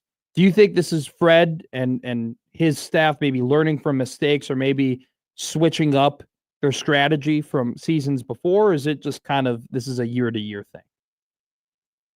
Yeah, it's year to year. I mean, because you go back a couple classes, Bryce Williams came from Charlotte. Yeah, good point. And so like there's examples of players that, became prominent fixtures for Nebraska that have come from all walks, from anywhere from Power 5 to mid-major to JUCO to international. So like it's really kind of a hodgepodge of year to year where you get those types of players. But I do think, part of it, as far as this current cycle, is just the money involved. Guys that have played the Power 5 level and are used to getting Power 5 level checks and have a market price that they view themselves like they're oftentimes going to be more expensive than maybe Nebraska's willing to pay. And it's not to say they weren't in on some Power 5 guys, but I think a lot of times this goes back to how Nebraska's kind of reshaped its portal approach, where it's not about the biggest, most known commodities, which are generally Power 5 transfers or Power Conference transfers. They're about people that they have evaluated themselves, and they have not only valued as top level targets, but also ones that fit their budget in order to go get more players. So it's part, they don't want to spend all their money on just going out and getting big names, but also it's also a matter of them like kind of handpicking players that, regardless of where they're coming from, they're viewing not what they did at their previous school or how they recruited their last cycle, but how they are kind of handpicked to fit what Nebraska does and what Nebraska needs. All right, let's set I'm going to set a line for you here. My last question for you. Nebraska's preseason ranking in the Big Ten Conference. I'll set the line at 6.5. Over or under? So we're talking about like the media poll? Yeah. Yeah. All right, I'll go over. Oh, really? I don't think they're going to get any love. I don't think they're going to get any love. And it's just because it's Nebraska. And like you got schools like USC that have like, once again won the portal like they do every year. And, seems like Washington are going to get a lot of love because they spend a bunch of money, and like, like Indiana's going to get a ton of love because they've spent more money than God. Yeah. So, I mean, like, I think just out of that, and that's what a lot of those rankings come down to. It's just like who gets talked about on the national level most. And Nebraska, they're still trying to work their way into that conversation. And again, it doesn't matter. They were 13th, 14th last year. It shows what the the media voters really know. And I think a lot of what Nebraska's ranking is just a reflection that people don't pay much attention to them. And, they're going to say, they got Stanford and Frager back, but nobody else. They're not going to be able to place ranked mass. And I pay no attention to the roster construction that's transpired, leading up to the start of next season. So I would probably say, I'm probably looking somewhere in the 7 to 9 range. Yeah. It would be my best guess. So if the line is 6.5, I'm taking the over. I love it when Robin Washut gets fired up at 120 on a Monday. But the thing is that you're not wrong, my friend. You're not wrong. We just look. Sometimes we just look and we go, oh, basketball school higher, football school lower.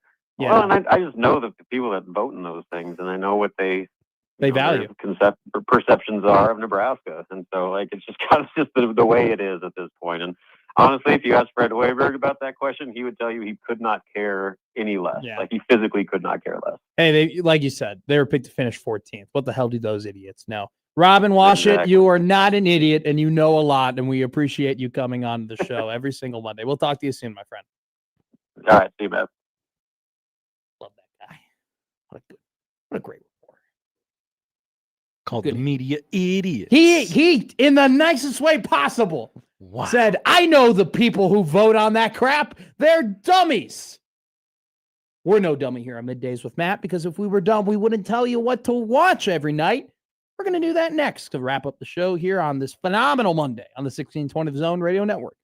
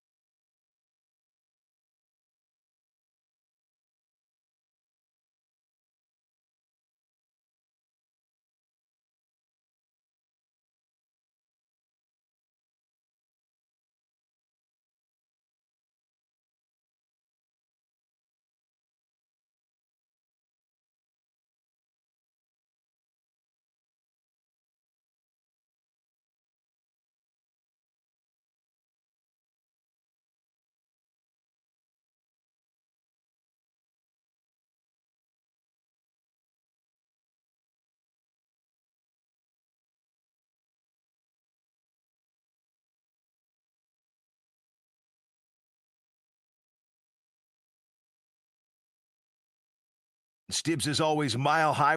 Middays with Matt.